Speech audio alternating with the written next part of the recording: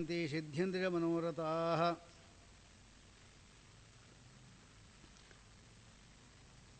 ಗರುಡದೇವ ಇದ್ದಾನಲ್ಲ, ಅವನು ಪರಮಾತ್ಮನನ್ನು ಕೆಲವು ಪ್ರಶ್ನೆಗಳನ್ನು ಕೇಳಿದ್ದಾನೆ. ಅದಕ್ಕೆ ಉತ್ತರವಾಗಿ ಪರಮಾತ್ಮ ಹೇಳ್ತಾ ಇದ್ದಾನೆ. ವಕ್ಷೇಹಂ ಶೃಣು ಪಕ್ಷೀಂದ್ರ ಯಮಮಾರ್ಗಂ ಚಯೇನ ಯೇ ನರಕೆ ಪಾಪಿನು ಯಾಂತಿ ಶೃಣುತಾಮಪಿ ಭೀತಿದಂ. ಕೇಳತಕ್ಕಂಥವರು ಕೂಡ ಭಯ ಉಂಟಾಗತಕ್ಕಂಥ ಯಮಮಾರ್ಗವನ್ನು ಹೇಳ್ತೇನೆ ಎಂಬುದಾಗಿ ಪ್ರತಿಜ್ಞೆ ಮಾಡಿ, ಯೇ ಹಿ ಪಾಪರತಾಃ, ಪಾಪದ ಕರ್ಮದಲ್ಲೇ ಆಸಕ್ತರು, ದಯಾ ಧರ್ಮ ವಿವರ್ಜಿತಾ, ಯಾರಿಗೆ ಏನು ತೊಂದರೆ ಆದರೂ ಕೂಡ ಅವರು ತಲೆ ಕೆಡಿಸ್ಕೊಳ್ಳೋದೇ ಇಲ್ಲ ಅಂಥವ್ರು ಬೇರೆ ಸುಮಾರು ಜನ ಇದ್ದಾರೆ. ಅವರಿಗೆ ದುಷ್ಟ ಸಂಘ, ದುರ್ಯೋಧನಾದಿಗಳ ಸಂಘವನ್ನು ಮಾಡಿರತಕ್ಕಂಥ ಯಾರು ಭೀಷ್ಮಾದಿಗಳೂ ಕೂಡ ಕೊಲ್ಲಿಕ್ಕೆ ಯೋಗ್ಯರಾಗೋರು. ಆದರೆ ದುಷ್ಟರ ಸಂಘ ಯಾವತ್ತೂ ಮಾಡಬಾರ್ದು. ಮಾಡೋದಿದ್ದರೆ ಸಂಘವನ್ನೇ ಮಾಡಬಾರ್ದು ವಸ್ತುತ, ಆದರೆ ದುಷ್ಟರ ಸಂಘವಂತೂ ಮಾಡಲೇಬಾರ್ದು. ಸಂಘ ಮಾಡೋದಿದ್ದರೆ ಸಜ್ಜನರ ಸಂಘವನ್ನು ಮಾತ್ರ ಮಾಡಬೇಕು ಅಂತ ಹೇಳ್ತಾ ಇದ್ದಾರೆ. ಸಚ್ಛಾಸ್ತ್ರ ಸತ್ಸಂಗತಿ ಪರಾಮುಖ, ಸಜ್ಜನರ ಸಂಗತಿ ಎಂಬತಕ್ಕಂಥದ್ದೇನಿದೆ ಅದರಷ್ಟು ಶ್ರೇಷ್ಠವಾದ ಇನ್ನೊಂದಿಲ್ಲ. ಭಾಗವತ ಹೇಳುವಂತೆ ನಮ್ಮ ಯಾರು ವಿದುರ ಇದ್ದಾರಲ್ಲ, ಅವರು ತೀರ್ಥಕ್ಷೇತ್ರ ಯಾತ್ರೆ ಹೋದಾಗ ಮೈತ್ರಿಯ ಸಿಕ್ಕಿದ್ದರಿಂದ ಅವರಿಗೆ ಬೇಕಾದಷ್ಟು ಕೃಷ್ಣ ಪರಮಾತ್ಮನ ಕಥೆಯನ್ನು ಹೇಳಿದಾಗ ಸಜ್ಜನರ ಸಂಘ ಉಂಟಾದರೆ ಈ ರೀತಿ ಲಾಭ ಇದೆ.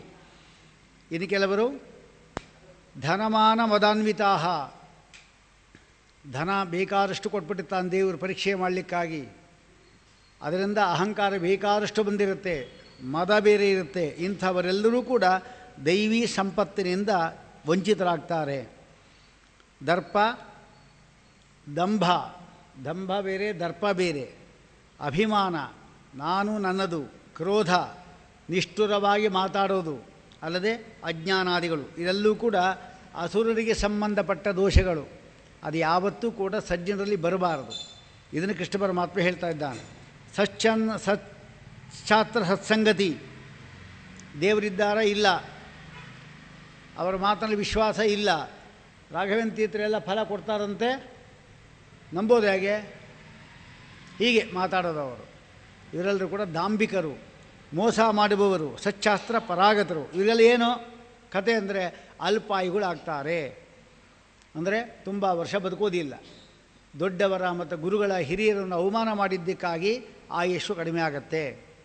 ನಮ್ಮ ವಿಜಯದಾಸರ ಕತೆ ಗೊತ್ತಲ್ಲ, ವಿಜಯದಾಸರೇ ಇದ್ದಾರೆ, ಅವರು 3 ವರ್ಷ ಮಾತ್ರ ಆಯುಸ್ಸಿರುತ್ತೆ ಜಗನ್ನಾಥ ದಾಸರಿಗೆ. ಅದಕ್ಕೆ ತಮ್ಮ ಮನೆಗೆ ಕರೆದು ಊಟ ಹಾಕಿ ಅವರಿಗೆ ಆಯುಷು ಜಾಸ್ತಿ ಮಾಡೋಣ ಅಂತ ಕರೆದ್ರೆ ಹೊಟ್ಟೆ ನೋವು ಅಂಥೇಳಿ ತಪ್ಪಿಸ್ಕೊತಾರೆ. ಸರಿ, ಹೊಟ್ಟೆ ನೋವು ಇದ್ದ ಪಾಪ ಎಲ್ಲಿ ಬರಲಿಕ್ಕಾಗತ್ತೆ ಅಂತಾರೆ. ಶುರು ಆಯಿತು ನೋಡಿ ಹೊಟ್ಟೆ ನೋವು. ಇದರಿಂದ ಇರತಕ್ಕಂಥ 3 ವರ್ಷ ಆಯುಷ್ಯಿತ್ತಲ್ಲ ಅದು ಕಡಿಮೆ ಆಗೋಯ್ತು. ದೊಡ್ಡ ಪಂಡಿತರು, ಜ್ಞಾನಿಗಳು, ಸಮಾಜಕ್ಕೆ ಬೇಕು, ಅವರಿಂದ ದೊಡ್ಡ ಕೆಲಸ ಆಗಬೇಕು. ಆದರೆ ಸೋತ್ತಮ ದ್ರೋಹ ಮಾಡಿದ್ದಾರೆ, ಸುಳ್ಳು ಹೇಳಿದ್ದಾರೆ ಅವರಿಗೆ. ಅದಕ್ಕಾಗಿ ಅವರ ಆಯುಷ್ಯ ಕಡಿಮೆ ಆಗ್ತಾಯಿದೆ. ಧನ್ವಂತರಿ ದೀಪವನ್ನು ಲಕ್ಷ ಮಾಡಿದ್ರು, ಪರಮಾತ್ಮ ಅನುಗ್ರಹ ಮಾಡಲಿಲ್ಲ. ರಾಘವೇಂದ್ರ ತೀರ್ಥರತ್ತು ಹೋಗಿ ವಿಧವಾದ ಸೇವೆ ಮಾಡಿದರು, ಆಗಲಿಲ್ಲ. ಕಡೆಗೆ ರಾಘವೇಂದ್ರ ತೀರ್ಥ ಅವರು ಹೇಳ್ತಾರೆ, ನೀವು ಇಲ್ಲಿ ಬರಬೇಕು ಅಂತ ಹೇಳ್ಕೊಳ್ತಾರೆ. ಪುನಃ ಅಲ್ಲಿಗೇ ಹೋದರು. ಯಾರಲ್ಲಿ ದ್ರೋಹ ಮಾಡುತ್ತಾರೋ ಅವರಲ್ಲಿ ಹೋಗಿ ಕ್ಷಮೆ ಕೇಳಬೇಕು ಹೊರತಾಗಿ, ದ್ರೋಹ ಮಾಡೋದು ನನ್ನಲ್ಲಿ ಇನ್ಯಾರನ್ನೋ ಕ್ಷಮೆ ಕೇಳಿದರೆ ಅದಾಗೋದಿಲ್ಲ. ಅದಕ್ಕಾಗಿ ದುರ್ವಾಸ ಮುನಿಗಳಿದ್ದರಲ್ಲ, ಅವರು ದ್ರೋಹ ಮಾಡಿದ್ದ್ಯಾರಿಗೆ? ಅಂಬರೀಷ ಮಹಾರಾಜನಿಗೆ. ಕ್ಷಮೆ ಕೇಳಿದ್ಯಾರನ್ನ? ಬ್ರಹ್ಮದೇವರನ್ನ, ರುದ್ರದೇವರನ್ನ, ವಿಷ್ಣುವನ್ನು. ಅವ್ರು ಹೇಳ್ತಾರೆ, ಯಾರಲ್ಲಿ ದ್ರೋಹ ಮಾಡಿದ್ದ ಅವನೇ ಕ್ಷಮೆ ಕೇಳೋವನು. ಸಾಮರ್ಥ್ಯ ಇದ್ದರೂ ಬಿಟ್ಬಿಡ್ತಾರೆ ಅವರು. ಅದಕ್ಕೋಸ್ಕರವಾಗಿ ಯಾರಿಗೂ ಏನು ತಪ್ಪನ್ನು ನಾವು ಇದು ಮಾಡಬಾರ್ದು ಅಂತ ಹೇಳ್ತಾ ಇದ್ದಾರೆ. ಅಲ್ಲದೆ ಯಾವಾಗಲೂ ಕಾಮಭೋಗೇಶು ಪದಂತಿ ನರಕೆ ಅಶುಚವು, ಕಾಮಭೋಗಗಳೇ ಅವರಿಗಷ್ಟೇ, ಇನ್ನೇನೂ ಇಲ್ಲ. ಅದು ಬೇಕು, ಇದು ಬೇಕು, ಅದು ತಗೋ, ಇದು ತಗೋ, ಹಿಂಗೆ ಬೇಕು. ಆ ಸತ್ಯವ್ರತ ಎಂಬ ರಾಜ ಇದ್ದ ನೋಡಿ, ತ್ರಯ್ಯಾರುಣ ಎಂಬತಕ್ಕಂಥವನ ಮಗ, ಅವನ ಇವನೇ ಸತ್ಯವ್ರತ, ಅವನೇ ತ್ರಿಶಂಕು ಅಂತ ಆಗೋದು. ಒಂದು ಜಾಗದಲ್ಲಿ ಒಬ್ಬಳಿಗೆ ಮದುವೆ ಆಗೋಗಿದೆ, ಸಪ್ತಪದಿ ಮಾತ್ರ ಬಾಕಿ ಇದೆ, ಅಷ್ಟರಲ್ಲಿ ಅವಳನ್ನು ನೋಡಿ ಚೆನ್ನಾಗಿದ್ಲು ಅಂಥೇಳಿ ಎಳ್ಕೊಂಡು ಬಂದೇ ಬಿಟ್ಟು ಮದುವೆ ಆಗೇ ಬಿಟ್ಟ ಅವನು. ರಾಜ ಓಡಿಸ್ಬಿಟ್ಟ ಅವನನ್ನು, ಚಂಡಾರ ಕೇರಿ ವಾಸ ಮಾಡು ಅಂಥೇಳಿ ಅವನ ಕಳಿಸೇ ಬಿಟ್ಟ ಅವನನ್ನು. ಯಾಕೆಂದರೆ ಅವನಂಥ ತಪ್ಪು ಮಾಡಿದ್ದಕ್ಕಾಗಿ 12 ವರ್ಷ ಮಳೆ ಬರೋದಿಲ್ಲ ಅಂತಾಯಿತು ನೋಡಿ. ಪಾಪಿಷ್ಠ ಇದ್ದರೆ ಹೀಗೆ ಆಗೋದು. ಅದಕ್ಕೆ ಓಡಿದ್ದ. ಆಮೇಲೆ ಅವನಿಗೆ ಜುಗುಪ್ಸೆ ಬಂದ್ಬಿಡ್ತು, ವೈರಾಗ್ಯ ತೊಗೊಂಡು ಹೊಟ್ಟೋದ. ಆಮೇಲೆ ವಸಿಷ್ಠ ಕರ್ಕೊಂಬಂದು ಅವನು ಕೂಡಿಸಿದ್ರು. ಇದೆಲ್ಲ ಕಾಮಭೋಗಗಳು ಮಾಡೋದ್ರಿಂದ ಅವ್ರಿಗೇನಾಗುತ್ತೆ ಅಂದರೆ ದೇಶ ನಾಶ ಆಗುತ್ತೆ. ಅವರು ಅದಕ್ಕೆ ಅಂಥವ್ರು ಇರಬಾರ್ದು. ಇನ್ನು ಜೀವನ ಪೂರ್ತಿ ಕೆಟ್ಟ ಕೆಲಸಗಳನ್ನೇ ಮಾಡಿ ಒಂದು 50-60 ಆದಾಗ ಯಾವುದೋ ಒಂದು ಭಯಂಕರವಾದ ರೋಗ ಅವರನ್ನು ಕಾಡುತ್ತೆ. ಆ ರೋಗ ಪರಿಹಾರ ಮಾಡ್ಕೊಳ್ಳೋಕ್ಕೆ ನಾನಾ ವಿಧವಾದ ಯತ್ನಗಳು. ಆ ಡಾಕ್ಟ್ರನ್ನ ಕರಿ, ಅಲ್ಲಿ ಹೋಗು ಇಲ್ಲಿ ಹೋಗು, ಇಷ್ಟೆಲ್ಲ ಕಷ್ಟ ಪಡೋ ಬದಲು ವೈದ್ಯೋ ನಾರಾಯಣ ಹರಿಹಿ ಅಂಥೇಳಿ ಪರಮಾತ್ಮ ಸ್ತೋತ್ರ ಮಾಡಿ ಗಂಗಾ ನದಿ ಸ್ನಾನ ಮಾಡ್ದ ಅಂದರೆ ದೋಷ ಪರಿಹಾರ ಆಗತ್ತೆ. ಅಷ್ಟು ಸುಲಭವಾದ ಮಾರ್ಗವೂ ಅವ್ರಿಗೆ ಗೊತ್ತಿಲ್ಲ. ಅವರು ಅದಕ್ಕಾಗಿ ಎಲ್ಲೆಲ್ಲೋ ಹೋಗ್ತಾರೆ, ಯಾರೇನೋ ಕೇಳ್ತಾರೆ, ಕಡೆಗೆ ಸಾಯ್ತಾರೆ. ಸತ್ತಾಗಿ ಇಂಥವ್ರಿಗೆ ಏನೇನು ದುಃಖ ಆಗುತ್ತೆ ಎಂಬುದನ್ನು ಇಲ್ಲಿ ವರ್ಣನೆ ಮಾಡಿದ್ದಾರೆ. ನಿಮ್ಮಲ್ಲಿ ಅಂಥದ್ದು ಯಾವುದಾದ್ರೂ ದೋಷಗಳಿತ್ತು ಅಂದರೆ ಎಂಥೆಂಥ ನರಕ ಆಗಬಹುದು ನಮಗೆ ಎಂಬುದನ್ನು ಇಲ್ಲಿ ನೋಡಬಹುದು. ಅವರು ಹೇಳ್ತಾರೆ, ಮೊದಲು ಮೂತ್ರಪಾನ ಮಾಡ್ತಾರೆ. ತುಂಬ ಬ್ಯಾರಿಕೆ ಆಗ್ತಾಯಿದೆ, ನೀರು ಕೊಡು ಅಂತ ಕೇಳ್ತಾರೆ. ನೀರು ಬೇಕಾ? ನಿನಗೆ ಕೊಡಬೇಕಾಗಿದ್ದೇ ಬಿಡು ಅಂತ ಅಂದಿದ್ದೆ. ಮೂತ್ರವನ್ನು ಕೊಡ್ತಾರೆ, ಕುಡಿ ಅಂತ. ಅದೇನು ತಣ್ಣಗಿದ್ದರೆ ಪರವಾಗಿಲ್ಲ, ಕುದೀತಾ ಇರುತ್ತೆ, ಅದು ಹಾಗೇ ಕುಡಿಬೇಕು, ಗಟಗಟ ಕುಡಿಬೇಕು. ಇದು ಮೂತ್ರಪಾನ ಎಂಬ ನರಕ. ಇನ್ನೊಂದು ಮಲಲೇಪನ.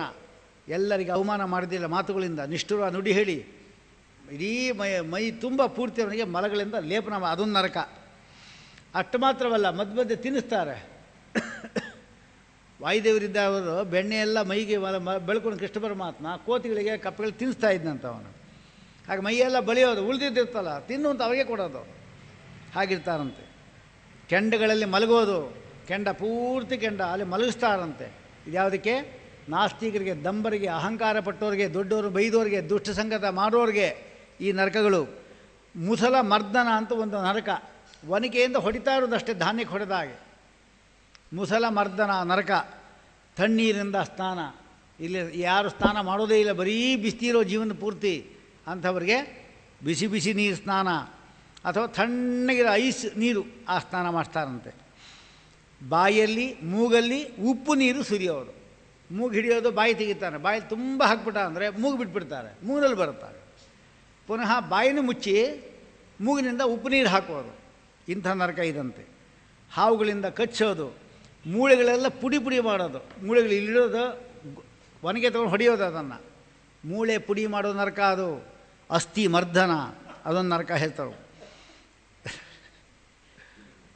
ಯಾಕ್ರಿ ಇನ್ನೂ ಏನು ಕೇಳಿಲ್ಲ ನೀವು? ಗರಗಸದಿಂದ ಅಂಗಚ್ಛೇದನ. ಗರಗಸ ಗೊತ್ತಲ್ಲ, ಸೀಸ ಗರಗಸ. ಅದೇನಾಗುತ್ತೆ ಅಂದರೆ ಇಲ್ಲಿಂದ ಕತ್ತರಿಸ್ಕೊಂಡು ಇಲ್ಲಿ ತನಕ ಬರುತ್ತೆ. ಅದು ಬಂದ ಕೂಡಲೇ ಬಿದ್ದೋಗ್ಬೇಕಲ್ಲ, ದೇಹ ಬೀಳೋದಿಲ್ಲ, ಪುನಃ ಅಂಟ್ಕೊಳ್ಳುತ್ತೆ, ಪುನಃ ಶುರು ಆಗ್ತಾ ಇರುತ್ತೆ. ಇಂಥದ್ದು ಸಾವಿರಾರು ವರ್ಷ ನಡೀತಾನೆ ಇರುತ್ತಂತೆ ಇದು. ಆದರೆ ಸಾಯೋದಿಲ್ಲ ಜೀವ ಮಾತ್ರ. ಯಾಕೆ? ಈ ಶರೀರ ಯಾವುದು? ಯಾತನಾ ಶರೀರ. ಇದಕ್ಕೆ ಹೆಸರು. ಕಷ್ಟಪಡಲಿಕ್ಕೆ ಇರೋದಿದು. ಎಷ್ಟು ಏಟು ಹೊಡೆದು ಏಟಿನ ದುಃಖ ಮಾತ್ರ ಆಗುತ್ತೆ ಹೊರತಾಗಿ ಇದು ಸಾಯೋದಂತಿಲ್ಲ. ಯಾಕೆ? ಸತ್ಯ ಬಂದಿರೋದವನು, ಪುನಃ ಸಾಯೋದಂತಿಲ್ಲ. ಕಾದ ಕಲ್ಲುಗಳಿರುತ್ತೆ, ಅದರ ಮೇಲೆ ಮಲಗಿಸೋದು, ಕಲ್ಲನ್ನು ಹೊರಸೋದು. ಭಾರ ಏನು ಸಣ್ಣ ಸಣ್ಣ ಕಲ್ಲುಗಳಲ್ಲ, ದೊಡ್ಡ ದೊಡ್ಡ ಪರ್ವತಗಳಂಥದ್ದು ಹೊರಸಬೇಕು. ಮುಳ್ಳು ಪೂರ್ತಿ. ಶಯನಂ ಕಂಟಕೋಪರಿ, ಮುಳ್ಳುಗಳ ಮೇಲೆ ಮಲಸೋದು. ಉಪ್ಪನ್ನು ತಿನ್ನಿಸೋದು, ಅದಕ್ಕೆ ಲವಣ ಭಕ್ಷಣ ಅಂತ ಹೆಸರು. ಉಪ್ಪೇ ತಿನ್ನಿಸಿ, ಇನ್ನೇನು ಕೊಡಲ್ಲ ಬೇರೆ, ಬರೀ ಉಪ್ಪೇ ತಿನ್ನಿಸೋದು. ಅಂಥ ನರಕ ಇದೆ. ಕಫ ತಿನ್ನಿಸೋದು, ಯಂತ್ರಗಳಿಂದ ತುಂಡು ತುಂಡು ಮಾಡಾಕೋದು. ಯಂತ್ರಗಳಿಂದ ತುಂಡು ತುಂಡು ಮಾಡಾಕೋದು, ಪೀಸ್ ಪೀಸ್ ಪೀಸಾಗಿ ಹೋಗ್ತಾನೆ ಅವನು. ಅಂಥ ನರಕ ಇದೆ. ಕೆಂಪಿರುವೆ ಇರುತ್ತಂತೆ, ಒಂದೊಂದು ಕೂಡ ಅದು ರಕ್ತ ಹೀರಿ ಶುರು ಮಾಡೋದು ಅಂದರೆ ಯಾವ ಜಿಗಣೆ ಕೂಡ ಅದರ ಮುಂದಿಲ್ಲ ರಕ್ತ ಹೀರೋದರಲ್ಲಿ. ಅದು ಕೆಂಪಿರುವೆ. ಕಪ್ಪು ಇರುವೆಗಳು ಇವುಗಳೆಲ್ಲೂ ಕೂಡ ಆಮೇಲೆ ಕಚ್ಚೋದು ಇದರಿಂದ ಮೈ ತುಂಬ. ಅದೇನೆ ಚೇಳುಗಳೆಲ್ಲ ಒಟ್ಟಿಗೆ ತಯಾರಾಗಿರ್ತಂತೆ. ವೃಶ್ಚಿಕ ದಂಶನ ಅಂತ ಹೇಳ್ತಾರೆ ಚೇಳುಗಳು. ಅದೆಲ್ಲ ಬಂದು ಕುಟ್ಕೋದು. ಅದು ಆ ನರಕ ಇದೆ. ದುರ್ಗಂಧ ಪೂರ್ಣವಾಗಿರ್ತಕ್ಕಂಥ ಕೆಸರು ಅಲ್ಲಿ ಮಲಸೋದು. ಅತೀ ಬಿಸಿಯಾಗಿರ್ತಕ್ಕಂಥ ತೈಲ, ಎಣ್ಣೆ ಅದನ್ನು ಕುಡಿಸೋದು. ಅದಕ್ಕೆ ಮಹಾಕಟು ನಿಷೇವಣಂ ಅಂತ ಹೆಸರು. ಮಹಾಕಟು ನಿಷೇವಣ. ಬಿಸಿಯಾಗಿರ್ತಕ್ಕಂಥ ಕಲ್ಲಿನ ಪುಡಿಯನ್ನು ತಿನ್ನಿಸೋದು. ಇದಕ್ಕೇನು ಹೆಸರು? ತಪ್ತ ಪಾಷಾಣ ಭಕ್ಷಣ. ನರಕಗಳ ಹೆಸರು ಇದು. ತಪ್ತ ಪಾಷಾಣ. ತಪ್ತ ಚಂದ, ತಪ್ತ ಮುದ್ರ ಗೊತ್ತಿಲ್ವಾ? ಕಾದಿರೋದು ಅಂತ. ಪಾಷಾಣಗಳು ಕಲ್ಲುಗಳು, ಅದನ್ನು ಬಿಸಿ ಬಿಸಿ ಕಲ್ಲುಗಳನ್ನು ತಿನ್ನಿಸೋದು. ಹಲ್ಲುಗಳನ್ನು ಉದುರಿಸೋದು ಅದು ಒಂದು ನರಕ.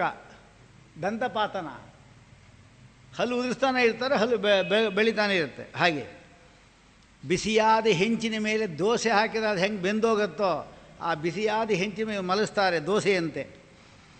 ಆಮೇಲೆ ಇವೇ ಮೊದಲಾಗಿರ್ತಕ್ಕಂಥ ಲಕ್ಷ ಲಕ್ಷ ನರಕಗಳಿದ್ದು ಇಂತಹ ಪಾಪಿಗಳೆಲ್ಲ ಅಲ್ಲಿ ಹೋಗ್ತಾರೆ. ಯಾರು ಹೇಳ್ತಾ ಇರೋದು? ಗರುಡನೇ ಈ ಮಾತನ್ನು ಕೇಳು ಅಂತ ಪರಮಾತ್ಮ ಹೇಳೋದು.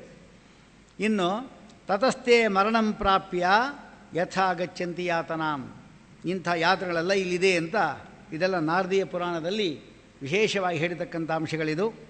ಇನ್ನು ಮುಂದೆ ಪರಮಾಗತಿ, ಯಾವುದು ಒಳ್ಳೆ ಕೆಲಸ ಮಾಡ್ತಾವ್ರಿಗೆಲ್ಲ ಪರಮಾಗತಿ ಆಗುತ್ತೆ. ಏನು ಪರಮಾಗತಿ ಅಂದರೆ ದೀಪವನ್ನು ದಾನ ಮಾಡಿರ್ತಕ್ಕಂಥ ವ್ಯಕ್ತಿ, ಬ್ರಾಹ್ಮಣಗೆ ದಾನ ಆಗ್ಬೋದು ಅಥವಾ ದೀಪ ಹಚ್ಚಬೋದು, ಇಂಥವರಿಗೆ ನರಕದಲ್ಲಿ ಯಾವತ್ತೂ ಕತ್ತಲೆ ನೋಡೋದಿಲ್ಲ. ನರಕ ಪೂರ್ತಿ ಕತ್ತಲೆಮಯ. ದೀಪದಾನ ಮಾಡಿರ್ತಕ್ಕಂಥವರಿಗೆ ಅವನಿಗೆ ಕತ್ತಲೆ ಎಂಬುದು ನೋಡೋದಿಲ್ಲ. ಅವನು ಅಂದ್ರೇನು? ಎಲ್ಲಿ ಹೋದರೂ ಕೂಡ ಅವನಿಗೆ ಸೋಮ ಸೂರ್ಯ ಅಗ್ನಿಗಳು ಬೆಳಕು ಕೊಡ್ತಾನೆ ಇರ್ತಾರೆ, ಮಾರ್ಗವನ್ನು ಬೆಳಗಿಸ್ತಾರೆ.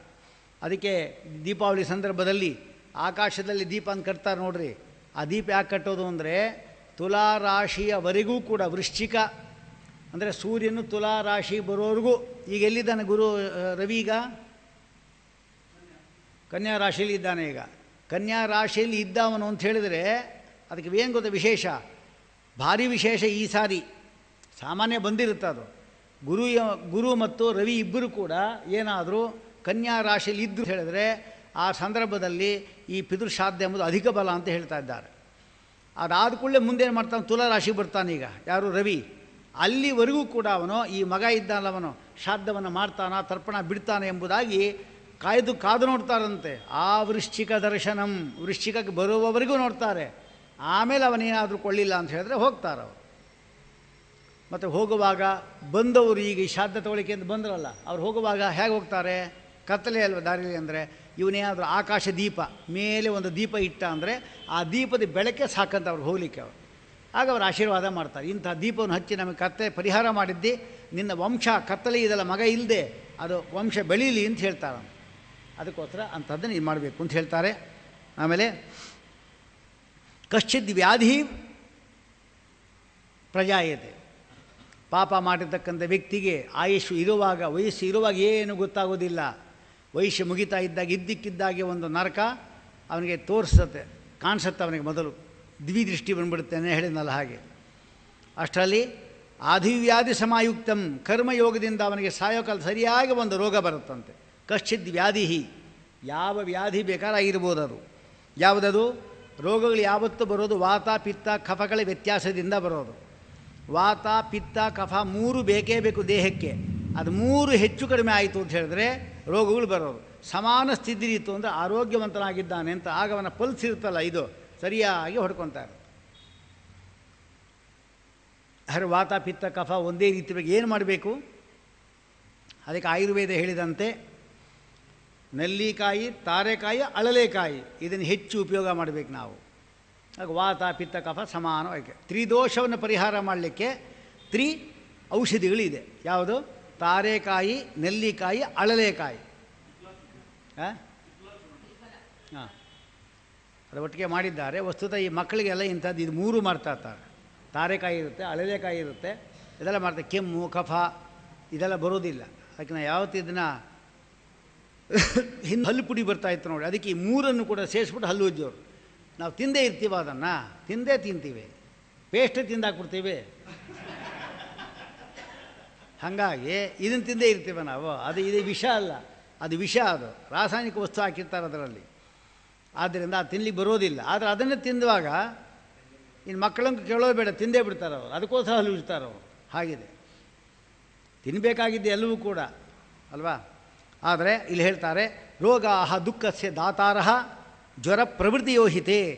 ರೋಗಗಳು ಸ್ವಾಭಾವಿಕವಾದ ರೋಗ ಇರ್ಬೋದು, ಮಾನಸಿಕ ಕಾಯಿಕ ಎಂಬತಕ್ಕಂಥದ್ದು ಮೂರಿದೆ. ಹಸಿವೆ, ಬಾಯಾರಿಕೆ, ನಿದ್ರೆ, ವೃದ್ಧಾಪ್ಯ ಇದೆಲ್ಲ ಸ್ವಾಭಾವಿಕ, ಎಲ್ಲರಿಗೂ ಇರೋದೇ ಇದು, ಸಾಮಾನ್ಯ ಮೇತದು. ಆದರೆ ಕಾಯಿಕಗಳು ಯಾವುದು? ಜ್ವರಾದಿಗಳು, ಪಾಂಡುರೋಗ, ಮೂರ್ಛೆ ಇದೆಲ್ಲ ಪಾಪಕರ್ಮದಿಂದ ಬರತಕ್ಕಂಥ ರೋಗಗಳು. ಇಂಥದ್ದನ್ನು ನಾವು ಯಾವುದೋ ಒಂದು ಸಾಯೋ ಕಾಲದಲ್ಲಿ ಒಂದು ರೋಗವನ್ನು ಆಡ್ಕೊಡುತ್ತವೆ. ಕಶ್ಚಿದ್ ವ್ಯಾಧಿ ಪ್ರದಾಯತೆ. ಈ ವ್ಯಾಧಿ ಬಂತಲ್ಲ, ಈಗಾದರೂ ಅವನಿಗೇನು ಬರಬೇಕು? ಸ್ವಾಮಿ ತಪ್ಪಾಯಿತು, ಎಷ್ಟು ದಿವಸ ಹೀಗೇ ಕಳೆದುಬಿಟ್ಟೆ ನಾನು. ಇನ್ನೂ ಉಳಿದಿರತಕ್ಕಂಥ ಆಯುಷ್ಯಾದರೂ ನಿನ್ನಲ್ಲಿ ಸೇವೆ ಮಾಡ್ತಕ್ಕಂಥ ಯೋಗ ನಮ್ಗೆ ಕೊಡು ಅಂತ ಕೇಳ್ತಾನಾ? ಕೇಳೋದಿಲ್ಲ. ನೋಡಿ, ಜರಯ ಉಪಾತ್ತ ವೈರೂಪ್ಯ, ಮುಖ ನೋಡಿದ್ರೆ ವಿರೂಪ. ಯಾಕೆ? ವೃದ್ಧಾಪ್ಯ ಬಂದುಬಿಟ್ಟಿದೆ, ವಿರೂಪ ಆಗಿದ್ದಾನೆ, ರೋಗ ಬೇರೆ ನಡುಗಿಸ್ತಾ ಇದೆ. ಹೀಗಿದ್ದರೂ ಕೂಡ ಏನಾದರೂ ಆಗಲಿ ನಾ ಬದುಕಬೇಕು ಎಂಬತಕ್ಕಂಥ ಪ್ರಯತ್ನ ಪಡ್ತಾನೆ. ಅವ್ರು ಕರೀರೋ ಇವನು ಕರೀರೋ, ನನ್ನ ಆಸ್ತಿ ಹೋದರೂ ಪರವಾಗಿಲ್ಲ, ನಾನು ಬದುಕಿಸ್ಬಿಟ್ಟು ಹಿಂಗೆ ಕೇಳ್ಕೊತ ಅಂತ. ಬದುಕಿಸಿದ ಮಾಡೋದೇನೋ ಪುನಃ ಹಿಂದಿನಂತೆ ಅಷ್ಟೇ. ರೋಗಾದಿಗಳು ಬರುವಾಗ ಯಾವ ಬುದ್ಧಿ ಇತ್ತೋ ಅದೇ ಬುದ್ಧಿ, ಸ್ಮಶಾನಕ್ಕೆ ಹೋದಾಗ ಯಾವ ಬುದ್ಧಿ ಇತ್ತೋ ಅದೇ ಬುದ್ಧಿ, ಉಪನ್ಯಾಸ ಕೇಳುವಾಗ ಏನು ಬುದ್ಧಿ ಇತ್ತೋ ಅದೇ ಬುದ್ಧಿ ಜೀವನ ಪೂರ್ತಿ ಇದ್ದರೆ ಇನ್ನು ಯಾರು ತಾನೇ ಮೋಕ್ಷಕ್ಕೆ ಹೋಗೋದಿಲ್ಲ ಅಂತ ಹೇಳ್ತಾರೆ. ಸ್ಮಶಾನದಲ್ಲಿ ಗರ್ಭೆ ವ್ಯಾಧೌ ಸ್ಮಶಾನೇಚ ಪುರಾಣೇಚ ಯಾಮತಿ ಸಾಯದಿ ನಿತ್ಯದಾಸ್ಯಾದ ಕೋನು ಮುಚ್ಚೇದ ಬಂಧನ. ಗರ್ಭಿಣಿ ಹೇಳ್ತಾಳಂತೆ, ಸಾಕಪ್ಪ ಸಾಕು, ಇನ್ನು ಬೇಡೇ ಬೇಡ, ಮಕ್ಕಳೇ ಬೇಡ, ಇದು ಒಂದೇ ಸಾಕು ಅಂತಾಳಂತೆ. ಇದೊಂದು ಮಗು ಆಚೆ ಬಂದ್ಬಿಟ್ಟು ಸಾಕು ಅಂತಾಳೆ. ಮುಂದಿನ ವರ್ಷ ಪುನಃ ಯಥಾ ಪ್ರಕಾರ ಆಗಿಬಿಡುತ್ತೆ. ಗರ್ಭ ಆದಾಗ ಏನು ಬುದ್ಧಿ ಇತ್ತು ಅದು ಯಾವಾಗಲೂ ಇದ್ದರೆ ಕೋನು ಮುಚ್ಚೇದ ಬಂಧನ ಆತ. ಸ್ಮಶಾನಕ್ಕೆ ಹೋದಾಗ ಇಷ್ಟೇ ಈ ಪ್ರಪಂಚ ಅಂದರೆ ನೋಡಿ ಹೇಗಿದ್ದ, ಹೆಂಗೆ ಸತ್ತಿದ್ದ ನೋಡ್ರಿ. ಎಲ್ಲರಿಗೂ ವೈರಾಗ್ಯ ಬಂದೇ ಬರುತ್ತೆ. ಎಲ್ಲಿವರೆಗೆ? ಅದು 10 ದಿವಸ ಆಗೋವರೆಗೆ. ಆಮೇಲೆ ಯಥಾ ಪ್ರಕಾರ ಒಡೆ, ಅದು ಹೇಳಿರ್ತಾನೆ ಒಡೆ ಹೇಳುವಾಗ. ಹೇಗೆ ಅಂದರೆ ಬೆಳಿಗ್ಗೆ ತಿಂದಾಗಿ ಆಗಲಿಲ್ಲ, ಅದಕ್ಕೋಸ್ಕರ ಮಧ್ಯಾಹ್ನ ಇಟ್ಟಿರು ಅಂತ. ಹಾಗೆ ಇನ್ನು ಕೆಲವರಂಗೂ ಯಾರ ಪುರೋಹಿತರ ಮಕ್ಕಳನ್ನ ಕೇಳ್ರಿ, ಶಾಲೆಗೆ ಕೇಳಿದ್ರಂತೆ ಗುರುಗಳವ್ರನ್ನ, ನಿನಗೆ ಯಾವ ಪಕ್ಷ ಇಷ್ಟ ಹೇಳಪ್ಪ ಅಂತ. ಕೃಷ್ಣ ಪಕ್ಷನ ಶುಕ್ಲ ಪಕ್ಷ ಅಂತ ಅವ್ರು ಹೇಳ್ತಾ ಇರೋದು. ಇವನು ಹೇಳ್ದ, ಸಾರ್ ಬೇರೆ ಮಾಡ್ಕೋಬೇಡಿ, ಪಿತೃಪಕ್ಷ ತುಂಬ ಇಷ್ಟ ನನಗೇನಂತೆ. ಯಾಕೋ ಅಂತಾರಂತೆ, ವಡೆ ಅಂತ. ಹಾಗೆ ಕೃಷ್ಣ ಪಕ್ಷ ಶುಕ್ಲ ಪಕ್ಷ ಅದರಲ್ಲಿ ಯಾವುದು ಶ್ರೇಷ್ಠ ಹೇಳು ಅಂದರೆ ಪಿತೃಪಕ್ಷ ಇಷ್ಟ ಅಂತ. ಎಷ್ಟೋ ಜನ ಪಾಪ ಹಾಕಿಸ್ಕೊತಾ ಇರ್ತಾರೆ ವಡೆಯನ್ನು. ತಿನ್ನಬೇಕಾಗಿದ್ದೆ, ಜಾಸ್ತಿ ತಿಂದರೆ ಬುದ್ಧಿ ಕೆಟ್ಟೋಗುತ್ತೆ. ಹಾಗೆ ಒಂದು ಕಥೆ ಹೇಳ್ತಾರೆ ಇಲ್ಲಿ. ಒಂದು ಕಥೆ ಇದೆಲ್ಲ ಮುಂದೆ ಬರುತ್ತೆ, ಇದು ಕೆಳಗಡೆ ಅಡಿಟಿಪ್ಪಣೆ ಬರೆದಿದೆ. ಅದು ನಾರದೀಯ ಪುರಾಣದ್ದು, ಯಾವುದೋ ಪುರಾಣದ್ದು. ಅದಲ್ಲೇನು ಹೇಳ್ತಾರೆ ಅಂದರೆ, ಒಬ್ಬ ವ್ಯಕ್ತಿ ಅಪ್ಪ ಬಂದಿದ್ದಾನಂತೆ ಕಾಗೆಯಾಗಿ. ಮಗ ಶ್ರಾದ್ದಕ್ಕೆ ಕೂತಿರೋರು, ಅವರಪ್ಪ ಬಂದಿದ್ದಾನೆ. ಯಾರಪ್ಪ? ಊಟಕ್ಕೆ ಕೂತಿದ್ದಾನಲ್ಲ ಅವರಪ್ಪ ಕಾಗೆಯಾಗಿ ಬಂದಿದ್ದಾನೆ. ಇವನು ಬ್ರಾಹ್ಮಣಾರ್ಥಕ್ಕೆ ಬಂದಿದ್ದಾನೆ. ಏನಾದರೂ ಇನ್ನೊಂದು ಆ ಸಾರು ಹಾಕಿದ್ದು ವಡೆ ಒಂದು 5 ಹಾಕ್ತೀರಾ ಅನ್ನೋ, ಅದು 5 ಬಂತು. ಮೊದಲೇ ಒಂದು 8-10 ಹಾಕಿಸ್ಕೊಂಡಿದ್ದ. ಇಲ್ಲಿ ಸಾರಿಗೆ ಬೇರೆ ಆಯಿತು. ಆ ಮೊಸರಿಗೊಂದು ಸ್ವಲ್ಪ ಹಾಕಿ ತೊಗೊಂಬರ್ತೀರಾ ಅಂತೆ. ಆ ಕಾಗೆಯಲ್ಲಿ ನಿಂತ್ಕೊಂಡು ಕೂಗ್ತಾ ಇದ್ದಂತೆ, ನನಗೊಂದು ಏನಾರು ಹಾಕೋ ಅಂತ ಹೇಳ್ಬಿಟ್ಟು ಕೇಳ್ತಾರೆ. ಸುಮ್ಮನೆ ನೋಡ್ತಾನೆ, ಹೀಗಂತಾನೆ ತಿಂತಾರೆ, ಎಲ್ಲ ತಿನ್ನ ಪೂರ್ತಿ. ಎಷ್ಟು ಕೇಳಿ ನಿಂತ್ಕೊಂಡು ಸೂಚನೆ ಕೊಟ್ಟರು, ಒಂದು ವಡೆ ಹೀಗೆ ಬಿಸಾಕಬೇಕಲ್ಲ ಹೋಲಿ ಊಟನೂ ಒಂದು ಹಾಕಬೇಕಲ್ಲ, ಇಲ್ಲೇ ಇಲ್ಲಂತೆ. ಊಟ ಆಗಿ ಏನು ಚೆನ್ನಾಗಿ ತಿಂದಾಕ್ಬಿಟ್ಟಿದ್ದಂಗೆ ಕಾಣುತ್ತೆ ಪೂರ್ತಿ. ಅಪ್ಪ ನೋಡ್ದ, ಇವನೇ ಕೇಳಿ ಕೊಡೋಂಗಿಲ್ಲ ಇವನು, ನಾನೇ ತೊಗೋಬೇಕು ಅಂದ. ಅವನು ಆತ ಮಲ್ಕೊಂಡಂತ ಆಕಳಿಸಿದಾಗ ಒಳಗಡೆಯಿಂದ ಬಂದು ಒಂದು ಒಡೆ ತೊಗೊಟ್ಟೋದಂತೆ.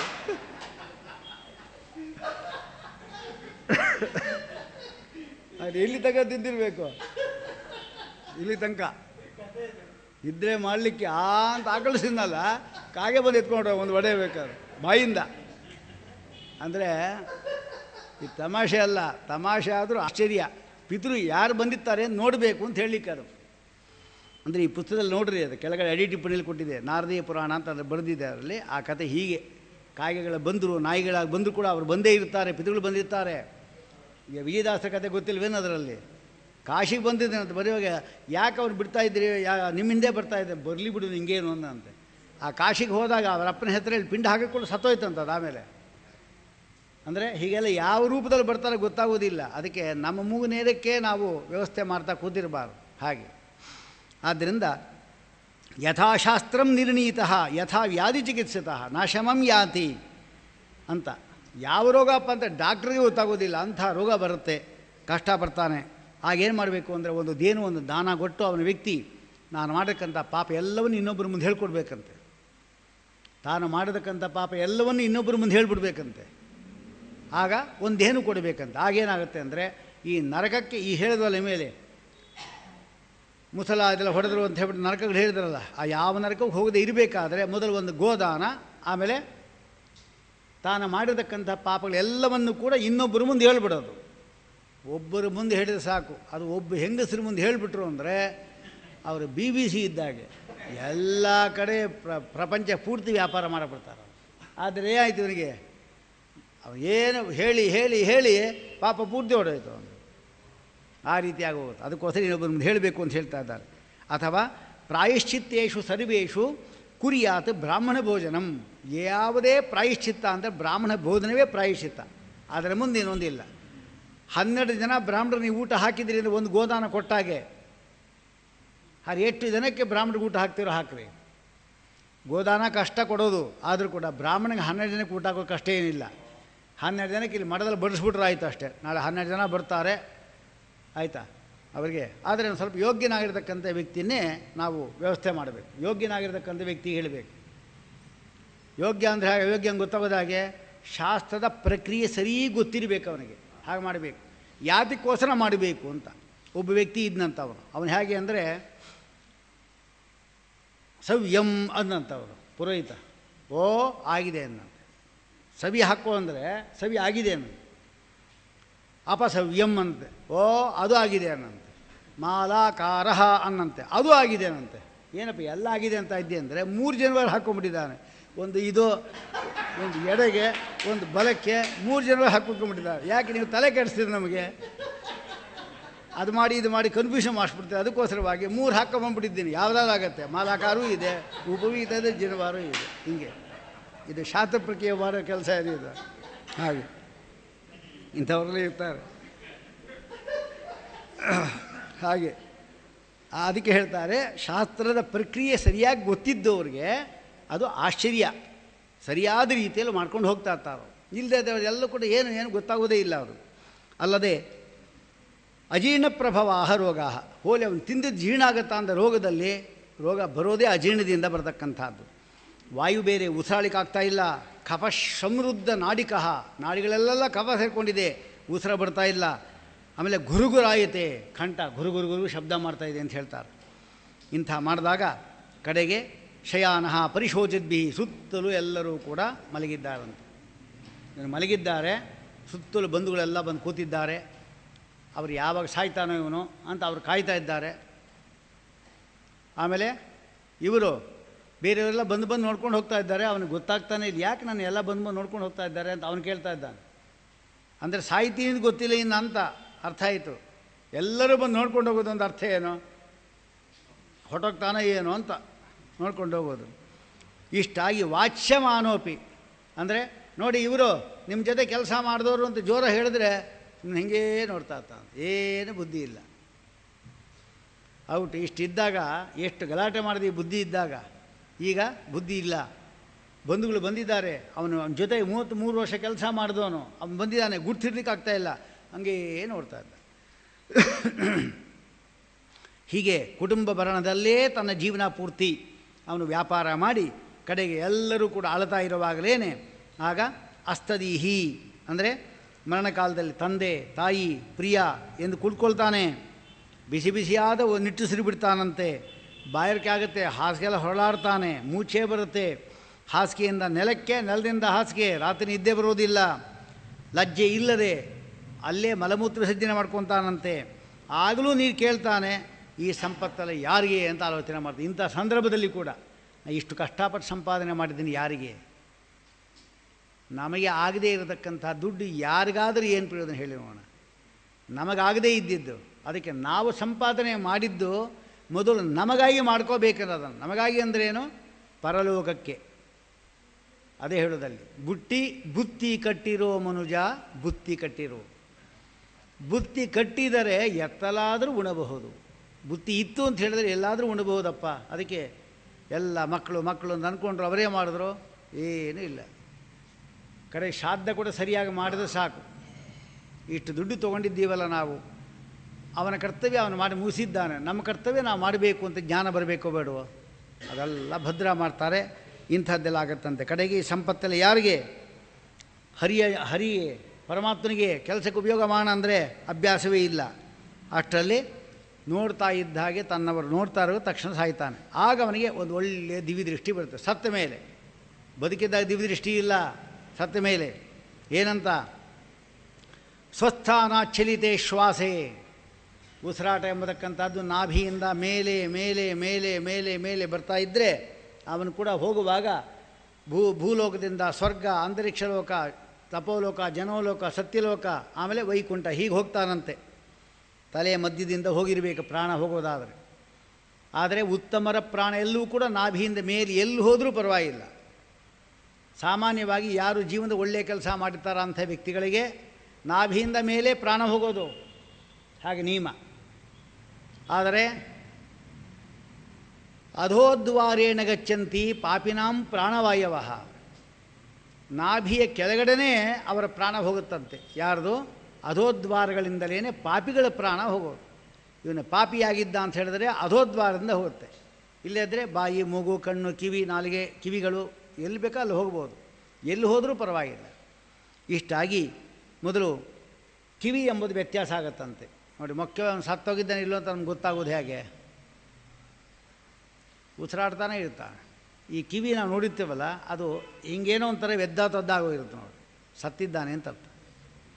ಕಿವಿ ನೋಡ್ರೆ ಸಾಕು, ಇನ್ನೇನು ನೋಡಬೇಕಾಗಿಲ್ಲ, ಹೃದಯ ಕೂಡ ಮುಟ್ಟು ನೋಡಬೇಕಾಗಿಲ್ಲ ನಾವು. ಕಿವಿ ನೋಡಿದ ಕೂಡಲೇ ಕಿವಿ ವ್ಯತ್ಯಾಸ ಆಗೇ ಇರುತ್ತೆ. ಅದು ಅಂದರೆ ಅವನು ಹೋಗಿದ್ದಂತೆ. ಇನ್ನು ಡಾಕ್ಟ್ರಿಗೆ ಸರ್ಟಿಫಿಕೇಟ್ ಏನು ಬೇಡ, ಇನ್ನು ಸತ್ಯದ ಅನ್ನಲಿಕ್ಕೆ. ಹಾಗೆ ಆದ್ದರಿಂದ ಅದೊಂದು ವ್ಯತ್ಯಾಸ ಆಗಿರುತ್ತೆ. ಇದಲ್ಲದೆ ಸಾಯುವಾಗ ಪ್ರಾಣ ಹೋಗಬೇಕು. ಈ ಶರೀರ ಅತ್ಯಂತ ಅಭಿಮಾನವುಳ್ಳ ಶರೀರ. ಈ ಶರೀರ ಬಿಡುವಾಗ 100 ಚೇಳುಗಳು ಒಟ್ಟಿಗೆ ಕುಟುಕಿದರೆ ಎಷ್ಟು ದುಃಖವೋ ಅಷ್ಟು ದುಃಖ ಆಗುತ್ತೆ. ಶತವೃಶ್ಚಿಕದಷ್ಟಸ್ಯ ಪೀಡಾಸ ಯಾ ಪೀಡಾಸ ಅನುಭೂಯತೆ. 100 ಚೇಳುಗಳಿಗೆ ಒಂದೇ ಸಾರಿ ಕುಟುಕಿದರೆ ಎಷ್ಟು ದುಃಖವೋ ಅಷ್ಟು ದುಃಖ ಆಗುತ್ತೆ ಪ್ರಾಣ ಬಿಡುವಾಗ. ಅಷ್ಟೊಂದು ಅಭಿಮಾನ ಈ ಶರೀರ ಇಟ್ಕೊಂಡಿತ್ತ ನೋಡಿ. ಅದಕ್ಕೋಸ್ಕರವಾಗಿ ಫೇನಂ ಉದ್ಗಿರತೆ, ಮೊದಲು ನೊರೆ, ಆಮೇಲೆ ಮುಖಂ ಲಾಲಾಕುಲಂ, ಜೊಲ್ಲೆಲ್ಲ ಬರುತ್ತಂತೆ. ಅಧೋದ್ವಾರೇಣ ಗಚ್ಚಂತಿ ಪಾಪಿನ ಪಾಪವಾಯವ, ಪ್ರಾಣವಾಯುಗಳೆಲ್ಲ ಕೆಳಗಡೆ ಹೋಗುತ್ತಂತೆ. ಅಂದರೆ 2 ಕಣ್ಣು, 2 ಮೂಗಿನ ಹೊರಳೆಗಳು, 1 ಬಾಯಿ, ಒಟ್ಟು 7 ರಂಧ್ರಗಳು ಮೇಲಿದೆ. ಇದರಲ್ಲಿ ಎಲ್ಲಿ ಹೋದರೂ ಕೂಡ ಮೇಲ್ಮೇಲೆ ಹೋಗ್ತಾರೆ. ಕೆಳಗಡೆ ಹೋದರೆ ಪುಣ್ಯವಂತರಲ್ಲಿ ಈ ಲೋಕದಲ್ಲಿ ಹೋಗ್ತಾರೆ. ಆಮೇಲೆ ಏತೈಹಿ ಪ್ರಾಣೈಹಿ ವಿನಿರ್ಯಾತಿ ಪ್ರಾಯಶಃ ಶುಭಕರ್ಮಣಾಂ, ಒಳ್ಳೆ ಕೆಲಸ ಮಾಡಿದಲ್ಲಿ ಈ ಇದರಲ್ಲಿ ಪ್ರಾಣ ಹೋಗುತ್ತಂತೆ. ಆದರೆ ಪಾಪಿಗಳಿದ್ದಾರಲ್ಲ ಅವರದ್ದು ಹಾಗಲ್ಲ. ಯೋಗಿಗಳಿರ್ತಾರಲ್ಲ, ಅವರು ಬ್ರಹ್ಮರಂಧ್ರವನ್ನು ಭೇದಿಸ್ಕೊಂಡು ಹೋಗ್ತಾರೆ. ಅಥವಾ ಯಾವ ಮಾರ್ಗದಲ್ಲಿ ಹೋಗಬೇಕು ಅಂತ ಇಷ್ಟಪಡ್ತಾರೆ ಆ ಮಾರ್ಗದಲ್ಲಿ ಹೋಗ್ತಾರೆ ಯೋಗಿಗಳು. ಭೋಗಿಗಳು ಒಳ್ಳೆಯವರಾಗಿದ್ದರೆ ನಾಭಿಯಿಂದ ಮೇಲೆ, ಪಾಪಿಗಳೇನಿದ್ದಾರೆ ಅವರು ಅಧೋದ್ವಾರದಿಂದ. ಹೀಗೆ 3 ವಿಭಾಗಗಳಿದೆ ಅಂತ ಹೇಳ್ತಾ ಇದ್ದಾರೆ. ಆ ಸಂದ ಸರಿಯಾಗಿ ಯಮದೂತರು ಪ್ರಾಪ್ತರಾಗ್ತಾರೆ. ಎಷ್ಟು? ಯಮದೂತವು ದ್ವಿವಚನ, 2 ಯಮದೂತರು ಬಂದು ಕಾಣಿಸ್ಕೊತಾರೆ. ಸರಭಸ ಈ ಕ್ಷಣವು, ಭಯಂಕರವಾದ ದೃಷ್ಟಿ, ಪಾಶ ದಂಡ, ಕೈಯಲ್ಲಿ ಪಾಶ ದಂಡ ಇಟ್ಕೊಂಡಿದ್ದಾರೆ. ನಗ್ನವು, ಬಟ್ಟೆ ಕೂಡ ಇಲ್ಲ ಅವರಿಗೆ. ದಂತೈಹಿ ಕಟಕಟಾಯಿತವು, ಕಟ ಹಲ್ಲು ಕಡಿಗ್ತಾ ಇದ್ದಾರೆ. ಇಷ್ಟು ದಿವಸ ಸಿಗಲಿಲ್ಲ, ಈಗ ಸಿಕ್ಕಿದ್ದೀರಿ ನೋಡು, ಇನ್ನು ತೋರಿಸ್ತೀವಿ ನಾವು ಅಂತ ಹೇಳ್ತಾರೆ. ಅದು ದಂತೈಹಿ ಕಟಕಟಾಯಿತವು. ಊರ್ಧ್ವ ಕೇಶವು ಅಂದರೆ ಕೂದಲು, ನಿವಿದು ನಿಂತ ಕೂದಲುಗಳು. ಕಾಕಕೃಷ್ಣವು, ಕಾಗೆ ಅಷ್ಟು ಬಣ್ಣ. ವಕ್ರತುಂಡವು, ಮುಖ ವಕ್ರ. ನಖಾಯುಧವು, ಇನ್ಯಾವ ಆಯುಧಗಳಿಲ್ಲ, ಬರೀ ಉಗುರುಗಳೇ ಅಂಥದ್ದು. ಅದನ್ನು ನೋಡಿ ತ್ರಸ್ತ ಹೃದಯ ಶಕ್ರನ್ ಮೂತ್ರಂ, ಮಲಮೂತ್ರ ವಿಸರ್ಜನೆ ಮಾಡ್ಕೊಂಬರ್ತಾಂತೆ ನೋಡಿದ ಕೂಡಲೇ. ಅಷ್ಟು ಭಯಂಕರರಾದವರು. ಎಲ್ಲ ಜ್ಞಾಪಕ ಇಟ್ಕೊಂಡಿರಿ, ಇದೆಲ್ಲ ಕಥೆ ಎಲ್ಲ. ಆಮೇಲೆ ಆಚಾರ್ಯ ಹೇಳಿದ್ರು ಅಂತ ಜ್ಞಾಪಕ ಬರುತ್ತೆ ನೋಡ್ರಿ ನಿಮಗೆ. ಅವರು ಕಾಣಿಸ್ಕೊಂಡಾಗ, ಹೌದು ಆಚಾರ್ಯ ಹೇಳಿದಾಗ ಇದಲ್ಲ ಅಂತ ಅಂದರೆ ಬರುತ್ತೆ. ಪ್ರತಿಯೊಬ್ಬರು ಕೂಡ ಅವಕಾಶ ಬರುತ್ತೆ, ದೇವರು ಕೊಡ್ತಾನೆ. ಏನು ಯಮದೂತರು ಅಂದರೆ ಯಾರ್ಯಾರು ಯಮದೂತರು? ಚಂಡ ಪ್ರಚಂಡ ಎಂಬತಕ್ಕಂಥ ಮೊದಲಾದವರು ಮೃತರನ್ನು ಎಳ್ಕೊಂಡು ಹೋಲಿಕ್ಕೆ ಬರ್ತಾರೆ. ಯಮದೂತರು ನೋಡಿ ಹೇಗಿರ್ತಾರೆ ಎಂಬುದು ವರ್ಣನೆ ಮಾಡ್ತಾರೆ. ಉಲೂಕ ಸರ್ಪ ಮಾಜ್ಯಾರ ವಾಹನಾಹ ಗೃದ್ರವಾಹನಾಹ, ಅವರ ವಾಹನ. ಕೆಲವರಿಗೆ ಗೂಬೆಗಳು ವಾಹನ ಅಂತೆ, ಕೆಲವು ಸರ್ಪದ ಮೇಲೆ ಬರ್ತಾರೆ, ಮಾರ್ಜಾರ ಬೆಕ್ಕಿನ ಮೇಲೆ ಬರ್ತಾರೆ, ಗೃದ್ರ ಹದ್ದುಗಳ ಮೇಲೆ ಬರ್ತಾರೆ, ವರಾಹ ಪಶು, ವೇತಾಳ ಭೇತಾಳದ ಮೇಲೆ ಕೂಡ ಬರ್ತಾರಂತವರು. ಮಹಿಷಸ್ತಾಹ ತಥಾ ಪಶಿ, ಮಹಿಷಸ್ತಾಹ ಮಹಿಷನ ಮೇಲೆ ಬರ್ತಾರಂತೆ, ಅಂದರೆ ಎಮ್ಮೆಗಳ ಮೇಲೆ ಕೂತ್ಕೊಂಡು ಬರ್ತಾ ಇದ್ದಾರೆ. ಅಷ್ಟು ಮಾತ್ರವಲ್ಲ, ಅವರು ಕೂಡ ನಾನಾ ವಿಧವಾದ ರೂಪಗಳು, ನಾನಾ ರೂಪಧರಾಹ ಘೋರಾಹ ಸರ್ವ ಪ್ರಾಣಿ ಭಯಂಕರಾಹ, ದೀರ್ಘಾನನಾಹ ಅಗಾಲವಾದ ಮುಖ, ಕರಾಲ ಹಾಸ್ಯ ಬಾಯಿ ಮಾತ್ರ ಭಯಂಕರ, ವಕ್ರನಾಸ 3 ಕಣ್ಣುಗಳು ಎಲ್ಲರೂ ಕೂಡ. ಯಮದೂತರಿಗೆ ಹೇಳ್ತಾ ಇರೋದು ಇದು, ಶಿವನಿಗಲ್ಲ. ಜೋತ ಬಿದ್ದ ತುಡಿ, ಕತ್ತೆಗಳಂತೆ ಬಿದ್ದೋಗಿರುತ್ತೆ, ಕತ್ತೆ ತುಡಿ ನೋಡಿದ್ದಿರಲ್ಲ ಹಾಗಿರುತ್ತಂತ ಅವರಿಗೆ, ಅದು ಭಯಂಕರ ಆಗುತ್ತೆ. ಅದಕ್ಕೆ ಪ್ರಲಂಬ ದರ್ಶನ ಛದಾಹ, ಪ್ರಲಂಬ ಜೋತಾಡುವ, ದಶನ ಛದ ಅಂದರೆ ಹಲ್ಲನ್ನು ಮುಚ್ಚುವ ಓಷ್ಟಗಳು, ತುಟಿಗಳು ಅಂತ ಹೇಳ್ತಾ ಇದ್ದಾರೆ. ಮಾಂಸ ರಕ್ತಗಳನ್ನು ಕೂಡ ಮೈಗೆಲ್ಲ ಬಳ್ಕೊಂಡಿರ್ತಾರಂತೆ, ಮಾಂಸ ಶೋಣಿತ ದಿಗ್ಧಾಂಗಾಹ, ಅದು ಕೂಡ ಭಯಂಕರ ಉಂಟಾಗತ್ತೆ ಅವರಿಗೆ. ಪಾತಾಳದಂತೆ ಕಾಣುವ ಬಾಯಿ, ಅವರ ಬಾಯೇ ಪಾತಾಳ, ಮೂಗು ಪಾತಾಳ, ಕಣ್ಣುಗಳು ಅಗ್ನಿ ಜ್ವಾಲೆ, ನಾಲಿಗೆಗಳು ಅಗ್ನಿಯ ಜಿಹ್ವೆಗಳು, ಕೂದಲು ಹಾಗೆ ಭಯಂಕರ. ಆಮೇಲೆ ಕಂಠಸ್ಥ ಕೃಷ್ಣ, ಕುತ್ತಿಗೆ ತುಂಬ ಸರ್ಪಗಳನ್ನು ಕಟ್ಕೊಂಡಿದ್ದಾರೆ ಇಂಥವರು. ಅವರ ಕೂದಲು ಕೆಂಪಗಿರೋದ್ರಿಂದ ಬೆಂಕಿ ಎಂಬತಕ್ಕಂಥದ್ದು ಉರಿತಾ ಇದು ಎಂಬಂತೆ ಕಾಣಿಸುತ್ತಂತೆ ನಮಗೆ ಅಂಥವರು. ಕೆಲವರಿಗೆ 2 ಕೈ 4 ಕೈ ಲೆಕ್ಕವಿಲ್ಲದಷ್ಟು, ಪಾಪಿಗಳ ಎಷ್ಟು ಪಾಪವೋ ತಕ್ಕಂಥ ಕೈಗಳು ಬರುತ್ತಂತ ನೋಡಿ ಅವರಿಗೆ. ಯಾಕೆ ಅವ್ರು ಶಿಕ್ಷೆ ಹೊಡಿಬೇಕಲ್ಲ, ಮಹಾಪಾಪಿಗಳಾಗಿದ್ದರೆ 12 ಕೈಯಿಂದ ಹೊಡಿತಾರೆ ಅವರಿಗೆ. ಸಾಮಾನ್ಯ ಪಾಪಿ ಆಗಿದೆ 2 ಕೈಯಿಂದ ಗುದ್ದುತ್ತಾರೆ, ಅಷ್ಟೇ ಸಾಕು ಅವರಿಗೆ. ಹಾಗೆ ಇಂತಹ ಒಂದು ವೈಶಿಷ್ಟ್ಯ ಅವರದು. ಕೇಚಿದ ದ್ವಿಭಾವಹ, ಅದೇ ಹೇಳ್ತಾರೆ. ಆಯುಧಗಳು, ಶಕ್ತಿ ಎಂಬುದು ಆಯುಧ, ತೋಮರ ಎಂಬ ಆಯುಧ, ತೋಮರ ಅಂದರೆ ಈಟಿ, ಚಕ್ರ ಇಟ್ಕೊಂಡಿರ್ತಾರೆ, ಪಾಶ, ಬೇಡಿ, ಒನಕೆ, ದಂಡ, ಯಾವುದು ಬೇಕೋ ಅದು ತೊಗೊತಾರಂತೆ, ಹಲ್ಲುಗಳು ಬೆಳೆ ಕಡಿತಾ ಇರ್ತಾರೆ ಅಂಥವರು. ಇಂಥವರ ಯಾರು ಇವರೆಲ್ಲ ಯಮದೂತರು. ಯಮದೂತರಲ್ಲಿಯೂ ಕೂಡ ಅಂಗುಷ್ಟ ಮಾತ್ರ ಪುರುಷ, ಅವರು ಬಂದು ಕೂಡಲೇ ಈ ಶರೀರದಲ್ಲಿ ಪೂರ್ತಿ ಶರೀರ ಅಂಗುಷ್ಟ ಮಾತ್ರ ಪುರುಷ ಇರ್ತಾನೆ, ಇಷ್ಟೇ ಇರೋದು. ಅಂದರೆ ಇಷ್ಟೊಂದು ಯಾವುದು ಶರೀರ ಇದು? ಅನಿರುದ್ಧ ಶರೀರ. ಮೊದಲು ಜೀವನಿಗೆ ಲಿಂಗದೇಹ, ಲಿಂಗದೇಹ ಆದಮೇಲೆ ಅನಿರುದ್ಧ ದೇಹ, ಅದು ಅಂಗುಷ್ಟ ಗಾತ್ರ. ಅದನ್ನು ಎಳೆಯೋದು ನಮ್ಮನ್ನು ಪಾಶ ಹಾಕಿ ನಮಗೆ ಆ ಅಂಗುಷ್ಟ ಸ್ಥೂಲ ದೇಹದಿಂದ ಎಳೀತಾರೆ. ಎಳೆದ ಕೂಡಲೇ ಅವನು ಬರ್ತಾನೆ. ಅಂಗುಷ್ಟ ಮಧ್ಯ ಪರ್ವ ಪರಿಮಿತಿ. ಅಂಗುಷ್ಟ ಅಂದರೆ ಏನು? ಇದು ಅಂಗುಷ್ಟ, ಇಷ್ಟಿರ್ತಾರೆ ಅಂತ ಅರ್ಥ ಅಲ್ಲ. ಅದಕ್ಕೆ ಅಂಗುಷ್ಟದಲ್ಲಿ ಪರ್ವ ಇದೆ ನೋಡಿ, ಇದೊಂದು ಪರ್ವ, ಇದೊಂದು ಪರ್ವ, ಇದೊಂದು ಪರ್ವ. ಈ ಪರ್ವ ಮಧ್ಯದ ಪರ್ವದಷ್ಟು ಅಂದರೆ 1 ಅಂಗುಲ ಇರುತ್ತೆ ಅಂತ ಆಯ್ತು. ಅದು ಅಂಗುಷ್ಟ ಮಧ್ಯ ಪರ್ವ ಪರಿಮಿತ ಅಂದರೆ ಅಂಗುಷ್ಟದ ಮಧ್ಯದಲ್ಲಿರುವ ಪರ್ವ ಏನಿದೆ ಅದರ ಪರಿಮಿತಿ ಇಲ್ಲಿಂದ ಇಲ್ಲಿಗೆ, ಇದಕ್ಕೆ 1 ಅಂಗುಲ ಅಂತ ಹೇಳ್ತಾರೆ. ಆಯಾಯ ವ್ಯಕ್ತಿಗಳ ಅಂಗುಷ್ಟದ ಮಧ್ಯ ಪರ್ವ ಏನಿದೆ ಅದಕ್ಕೆ 1 ಅಂಗುಲ ಅಂತ ಹೇಳ್ತಾರೆ. 1 ಅಂಗುಲದಷ್ಟು ಮಾತಿರತಕ್ಕಂಥ ಆ ಜೀವಿಯನ್ನು ಹಾಗೆ ಪಾಶ ಹಾಕಿ ಎಳಿತಾರೆ. ಆಗ ಅವನಿಗೆ ಅಂಗುಷ್ಟ ಮಾತ್ರಂ ಪುರುಷಂ ನಿಜಕರ್ಷ ಬಲಾದ್ಯಮಃ ಅಂದರೆ ಯಮಧರ್ಮ ಇದ್ದಲ್ಲ, ಅವನು ಸತ್ಯವಾನ್ ಅಂತಿದ್ದಲ್ಲ, ಅವನ ಮೇಲೆ ಪಾಶವನ್ನು ಹಾಕಿ ಅಂಗುಷ್ಟ ಮಾತ್ರನಾದ ಜೀವನನ್ನು ಸೆಳೆದ ಎಂಬುದಾಗಿ ಮಹಾಭಾರತದಲ್ಲಿ ಹೇಳ್ತಾ ಇದ್ದಾರೆ. ತದೈವ ಗೃಹ್ಯತೆ ದೂತೈ ಯಾಮೈ ಪಶ್ಯನ್ ಸ್ವಕಂಗೃಹಂ, ನಡಿ ಅಂತ ಹೇಳ್ತಾರಂತೆ. ಹೇಳುವಾಗ ತನ್ನ ಮನೆ ನೋಡ್ಕೊಂಡು ಹೋಗ್ತಾನಂತೆ. ಇನ್ನೂ ಅಭಿಮಾನ ಹೋಗಿಲ್ಲ. ಅಭಿಮಾನ ಭಾರಿ ಕಷ್ಟ. ಹೋಗುವಾಗ ಯಮದೂತರು ಹೇಳ್ತಾರಂತೆ, ಆಯಿತು ನಿನಗೆ ಮತ್ತು ಇಲ್ಲಿಗೆ ಸಂಬಂಧ ಮುಗೀತಿನ್ನ. ಅವರೆಲ್ಲ ಆಳ್ತಾ ಇದ್ದಾರೆ ಅಂತಾನಂತೆ. ಯಾರ ಹತ್ರ ಏನು ಮಾಡ್ತಾರೆ ಹೇಳೋಣ ನಿನಗೆ? ತಂದೆ ತಾಯಿಗಳು ನಿನಗೆ ವಸ್ತ್ರ ಎಲ್ಲ ತುತ್ತೆಲ್ಲ ಕೊಟ್ಟು ರಕ್ಷಣೆ ಮಾಡಿದ್ದಾರೆ. ಆದರೆ ಸತ್ತ ಮೇಲೆ ಅವರು ಬರ್ತಾರೆ, ನಿನ್ನ ಹಿಂದೆ ಬರೋದು ಯಾವುದು? ನಾರಾಯಣ ನಾಮ ಒಂದೇ ಬರೋದು, ಇನ್ಯಾವುದೂ ಬರೋದಿಲ್ಲ. ಅದಕ್ಕೆ ಮೊದಲಾಗದಿಂದಲೂ ಕೂಡ, ಬುದ್ಧಿ ಬಂದಾಗನಿಂದಲೂ ಕೂಡ ಆ ದೇವರಲ್ಲಿ ಭಕ್ತಿಯನ್ನು, ನಾರಾಯಣ ಸ್ಮರಣೆ ಮಾಡ್ತಾಯಿರಿ ಅಂತ ಹೇಳ್ತಾ ಇದ್ದಾರೆ. ಅಷ್ಟರಲ್ಲಿ ಮೃತ ಶರೀರವನ್ನು ಬಿಟ್ಟು ಕೂಡಲೇ ಅವನು ಕರ್ಮಫಲ ಅನುಭವಿಸಬೇಕು. ಅದಕ್ಕೆ ಅಂಗುಷ್ಟ ಪರ್ವ ಪ್ರಮಾಣದ ಅತಿವಾಹಿಕ ಎಂಬತಕ್ಕಂಥ ಒಂದು ಶರೀರ ಅವನಿಗೆ ಬರುತ್ತೆ. ಈ ಶರೀರ ಇದಕ್ಕೇನು ಹೆಸರು? ಸ್ಥೂಲ ಶರೀರ. ಇದರಿಂದ ಅಂಗುಷ್ಟ ಪರ್ವದಲ್ಲಿರತಕ್ಕಂಥ ಶರೀರಕ್ಕೆ ಏನು ಹೆಸರು? ಆತಿವಾಹಿಕ ಶರೀರ. ಆತಿವಾಹಿಕ ಶರೀರ ಇದಕ್ಕೆ ಹೆಸರು, ಆಯಿತಾ? ಇದರಿಂದ ಏನು ತಿನ್ನಲಿಕ್ಕೆಲ್ಲ ಆಗೋದಿಲ್ಲ. ಇಷ್ಟು ಚಿಕ್ಕದಾಗಿರ್ತಕ್ಕಂಥದ್ದು ಏನು ತಿನ್ನೋದೇನು, ಏನು ತಿನ್ನಲಿಕ್ಕಾಗೋದಿಲ್ಲ, ದುಃಖ ಅನುಭವಿಸಲಿಕ್ಕಾಗೋದಿಲ್ಲ. ಆಗ ಅವರೇನು ಮಾಡ್ತಾರೆ? ತದೈವ ಗೃಹ್ಯತೆ ಯಾಮೈಹಿ, ಪಾಶೆಯಿಂದ ಎಳೆದವನ್ನ ಕರ್ಕೊಂಡೋಗ್ತಾರಂತೆ. ಯಮಭಟ್ರ ಸಮೀಪ ಬರ್ತಾರೆ. ಈ ಆತಿವಾಹಿಕ ಶರೀರ ಪ್ರಾಣಿಗಳಿಗೆ ಉಂಟಾಗುವುದಿಲ್ಲ. ಗೋವುಗಳು, ನಾಯಿಗಳು, ಹಂದಿಗಳು ಅದಕ್ಕೆಲ್ಲ ಇಲ್ಲ, ಬರೀ ಮನುಷ್ಯನಿಗೆ ಮಾತ್ರ. ಯಾಕೆಂದರೆ ಪುಣ್ಯ ಪಾಪ ಮಾಡೋರು ಮಾತ್ರ ಈ ಅತಿವಾಹಿಕ ಶರೀರ ಬರೋದು. ಅದಕ್ಕಾಗಿ ಇವನ ಶ್ರೇಯಸ್ಸಿಗೋಸ್ಕರವಾಗಿ ದಶಗಾತ್ರ ವಿಧಿ ಅಂದರೆ 10 ದಿವಸ ಶ್ರಾದ್ದ ಮಾಡೋದು, 10 ಪಿಂಡ ಹಾಕೋದು, ಶ್ರಾದ್ದ ತರ್ಪಣ ಅದು 10, 11, 12 ಹಿಂಗೆ ಜಾಸ್ತಿ ಮಾಡ್ಕೊಂಡು ಹೋಗಿ 10 ದಿವಸ 55 ಆಗಿರುತ್ತದು. ಏಕಾದಶಾಹ 11ನೇ ದಿವಸ ಮಾಡತಕ್ಕಂಥದ್ದು ಏಕೋದಿಷ್ಟ, ಅದಕ್ಕೆ ಮಹೇಕೋದಿಷ್ಟ ಅಂತ ಹೆಸರು. ಆಮೇಲೆ 12ನೇ ದಿವಸ ಮಾಡತಕ್ಕಂಥ ಸಪಿಂಡೀಕರಣ. ಇದೆಲ್ಲ ಮಾಡಿದಾಗ ಅವನು ಕೂಡ ಒಬ್ಬ ಮನುಷ್ಯ ಅನ್ಕೊತಾರೆ.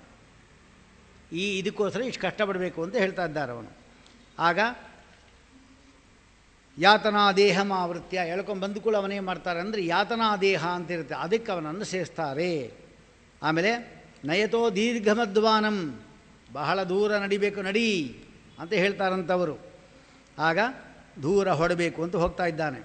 ನಿಮಗೆ ನೀನು ಮಾಡಿರತಕ್ಕಂಥ ಪಾಪಕ್ಕೆ ತಕ್ಕಂತೆ ಕುಂಬಿ ಪಾಕಾದಿ ನರಕಗಳನ್ನು ನಿಂಗೆ ತೋರಿಸ್ತೀವಿ ನಡಿ ಅಂತ ಅವ್ರು ಹೇಳ್ತಾರಂತೆ. ಆಗ ಉಚ್ಚೀಹಿ ಜೋರಾಗಿ ಹಾ ಹಾ ಅಂತಾರಂತೆ. ಏನು ಪ್ರಯೋಜನ? ಕೇಳೋರು ಯಾರು? ಹಾ ಹಾ ಅಂದರೆ ಯಾರು ಕೇಳೋರಿಲ್ಲಂತೆ.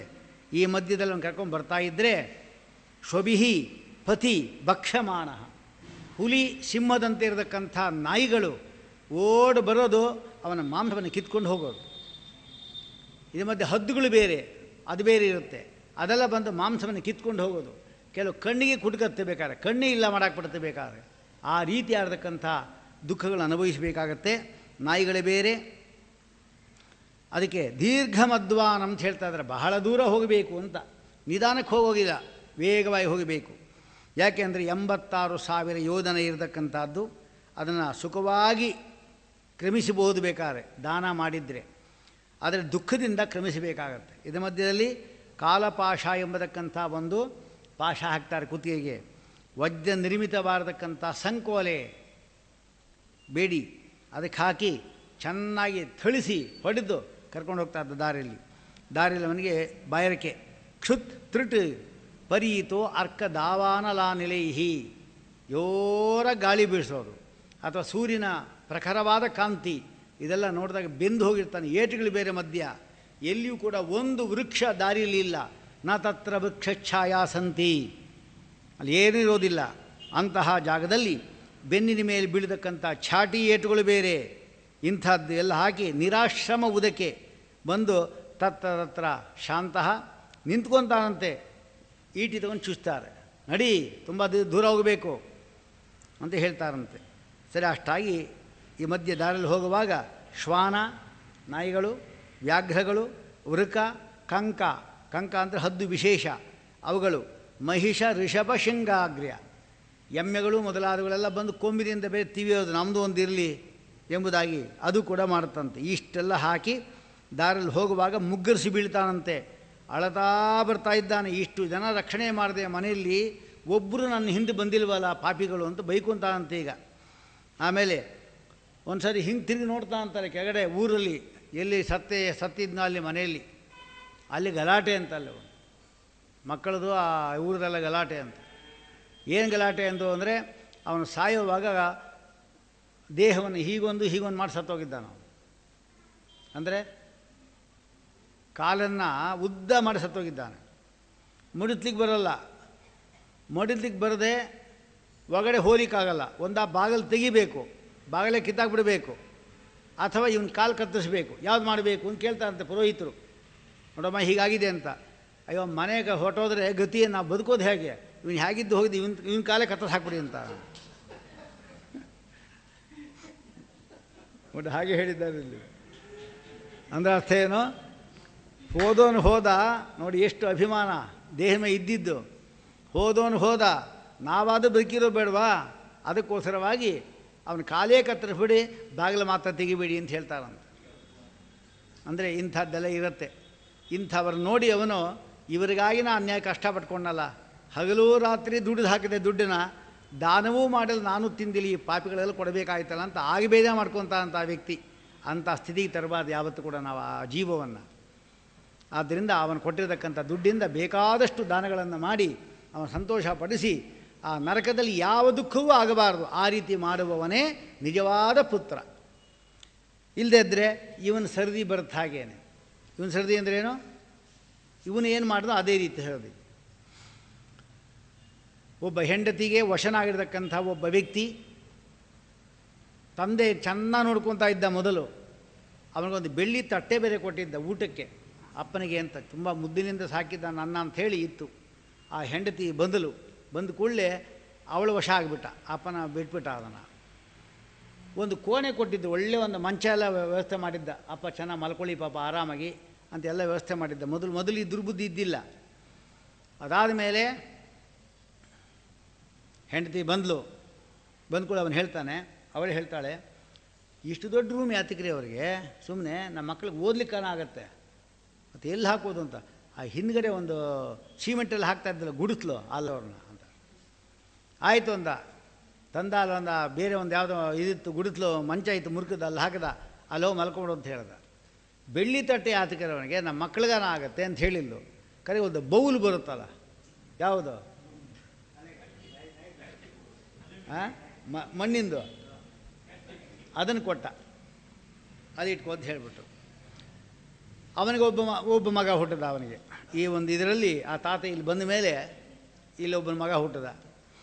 ಕಡೆಗೆ ಯಾರಪ್ಪ ಅಲ್ಲಿ ಮಲಗಿರೋದು ಕೇಳ್ದ. ಅಯ್ಯೋ ಅವನು ಹೋಗಬೇಡ, ಅವನು ಬರೀ ಕೆಮ್ತಾ ಇರ್ತಾನೆ, ಹಿಂಗೆ ರೋಗ ಬಂದುಬಿಡುತ್ತೆ ಅಂದ. ಇವನು ಅದೆಲ್ಲ ತಲೆ ಮಕ್ಕಳಿಗೆ ಅದೆಲ್ಲ ಅರ್ಥ ಆಗೋದಿಲ್ಲ. ಅವರು ನಾವು ಹೊಡ್ಕೋಬೇಕಷ್ಟೆ. ರೋಗ ಬರೋದಿದ್ರೆ ಎಲ್ಲಿದ್ದರೂ ಬಂದೇ ಬರುತ್ತೆ. ಆ ಕೆಮ್ಮನ್ನು ಕೇಳಿದ್ರೆ ಬರೋದಲ್ಲ. ರೋಗ ಬರಬೇಕು ಅಂತಿತ್ತು ಅಂದರೆ ನೀವು ಒಳ್ಳೆ ಭದ್ರವಾಗಿ ಕೂತಿದ್ದರೂ ರೋಗ ಬಂದೇ ಬರುತ್ತೆ. ಅದೆಲ್ಲ ಯಾವುದೂ ಅಲ್ಲ. ಆದರೆ ಹಾಗಂತ ನಮ್ಮ ಕರ್ತವ್ಯ ನಾವು ಬಿಡಬಾರ್ದು. ಇವಳು ಬರ್ತಾಳೆ ನೋಡಿ, ಕ್ರಿಶ್ಚಿಯನ್ ಒಬ್ಬಳು ಮಾತಾ,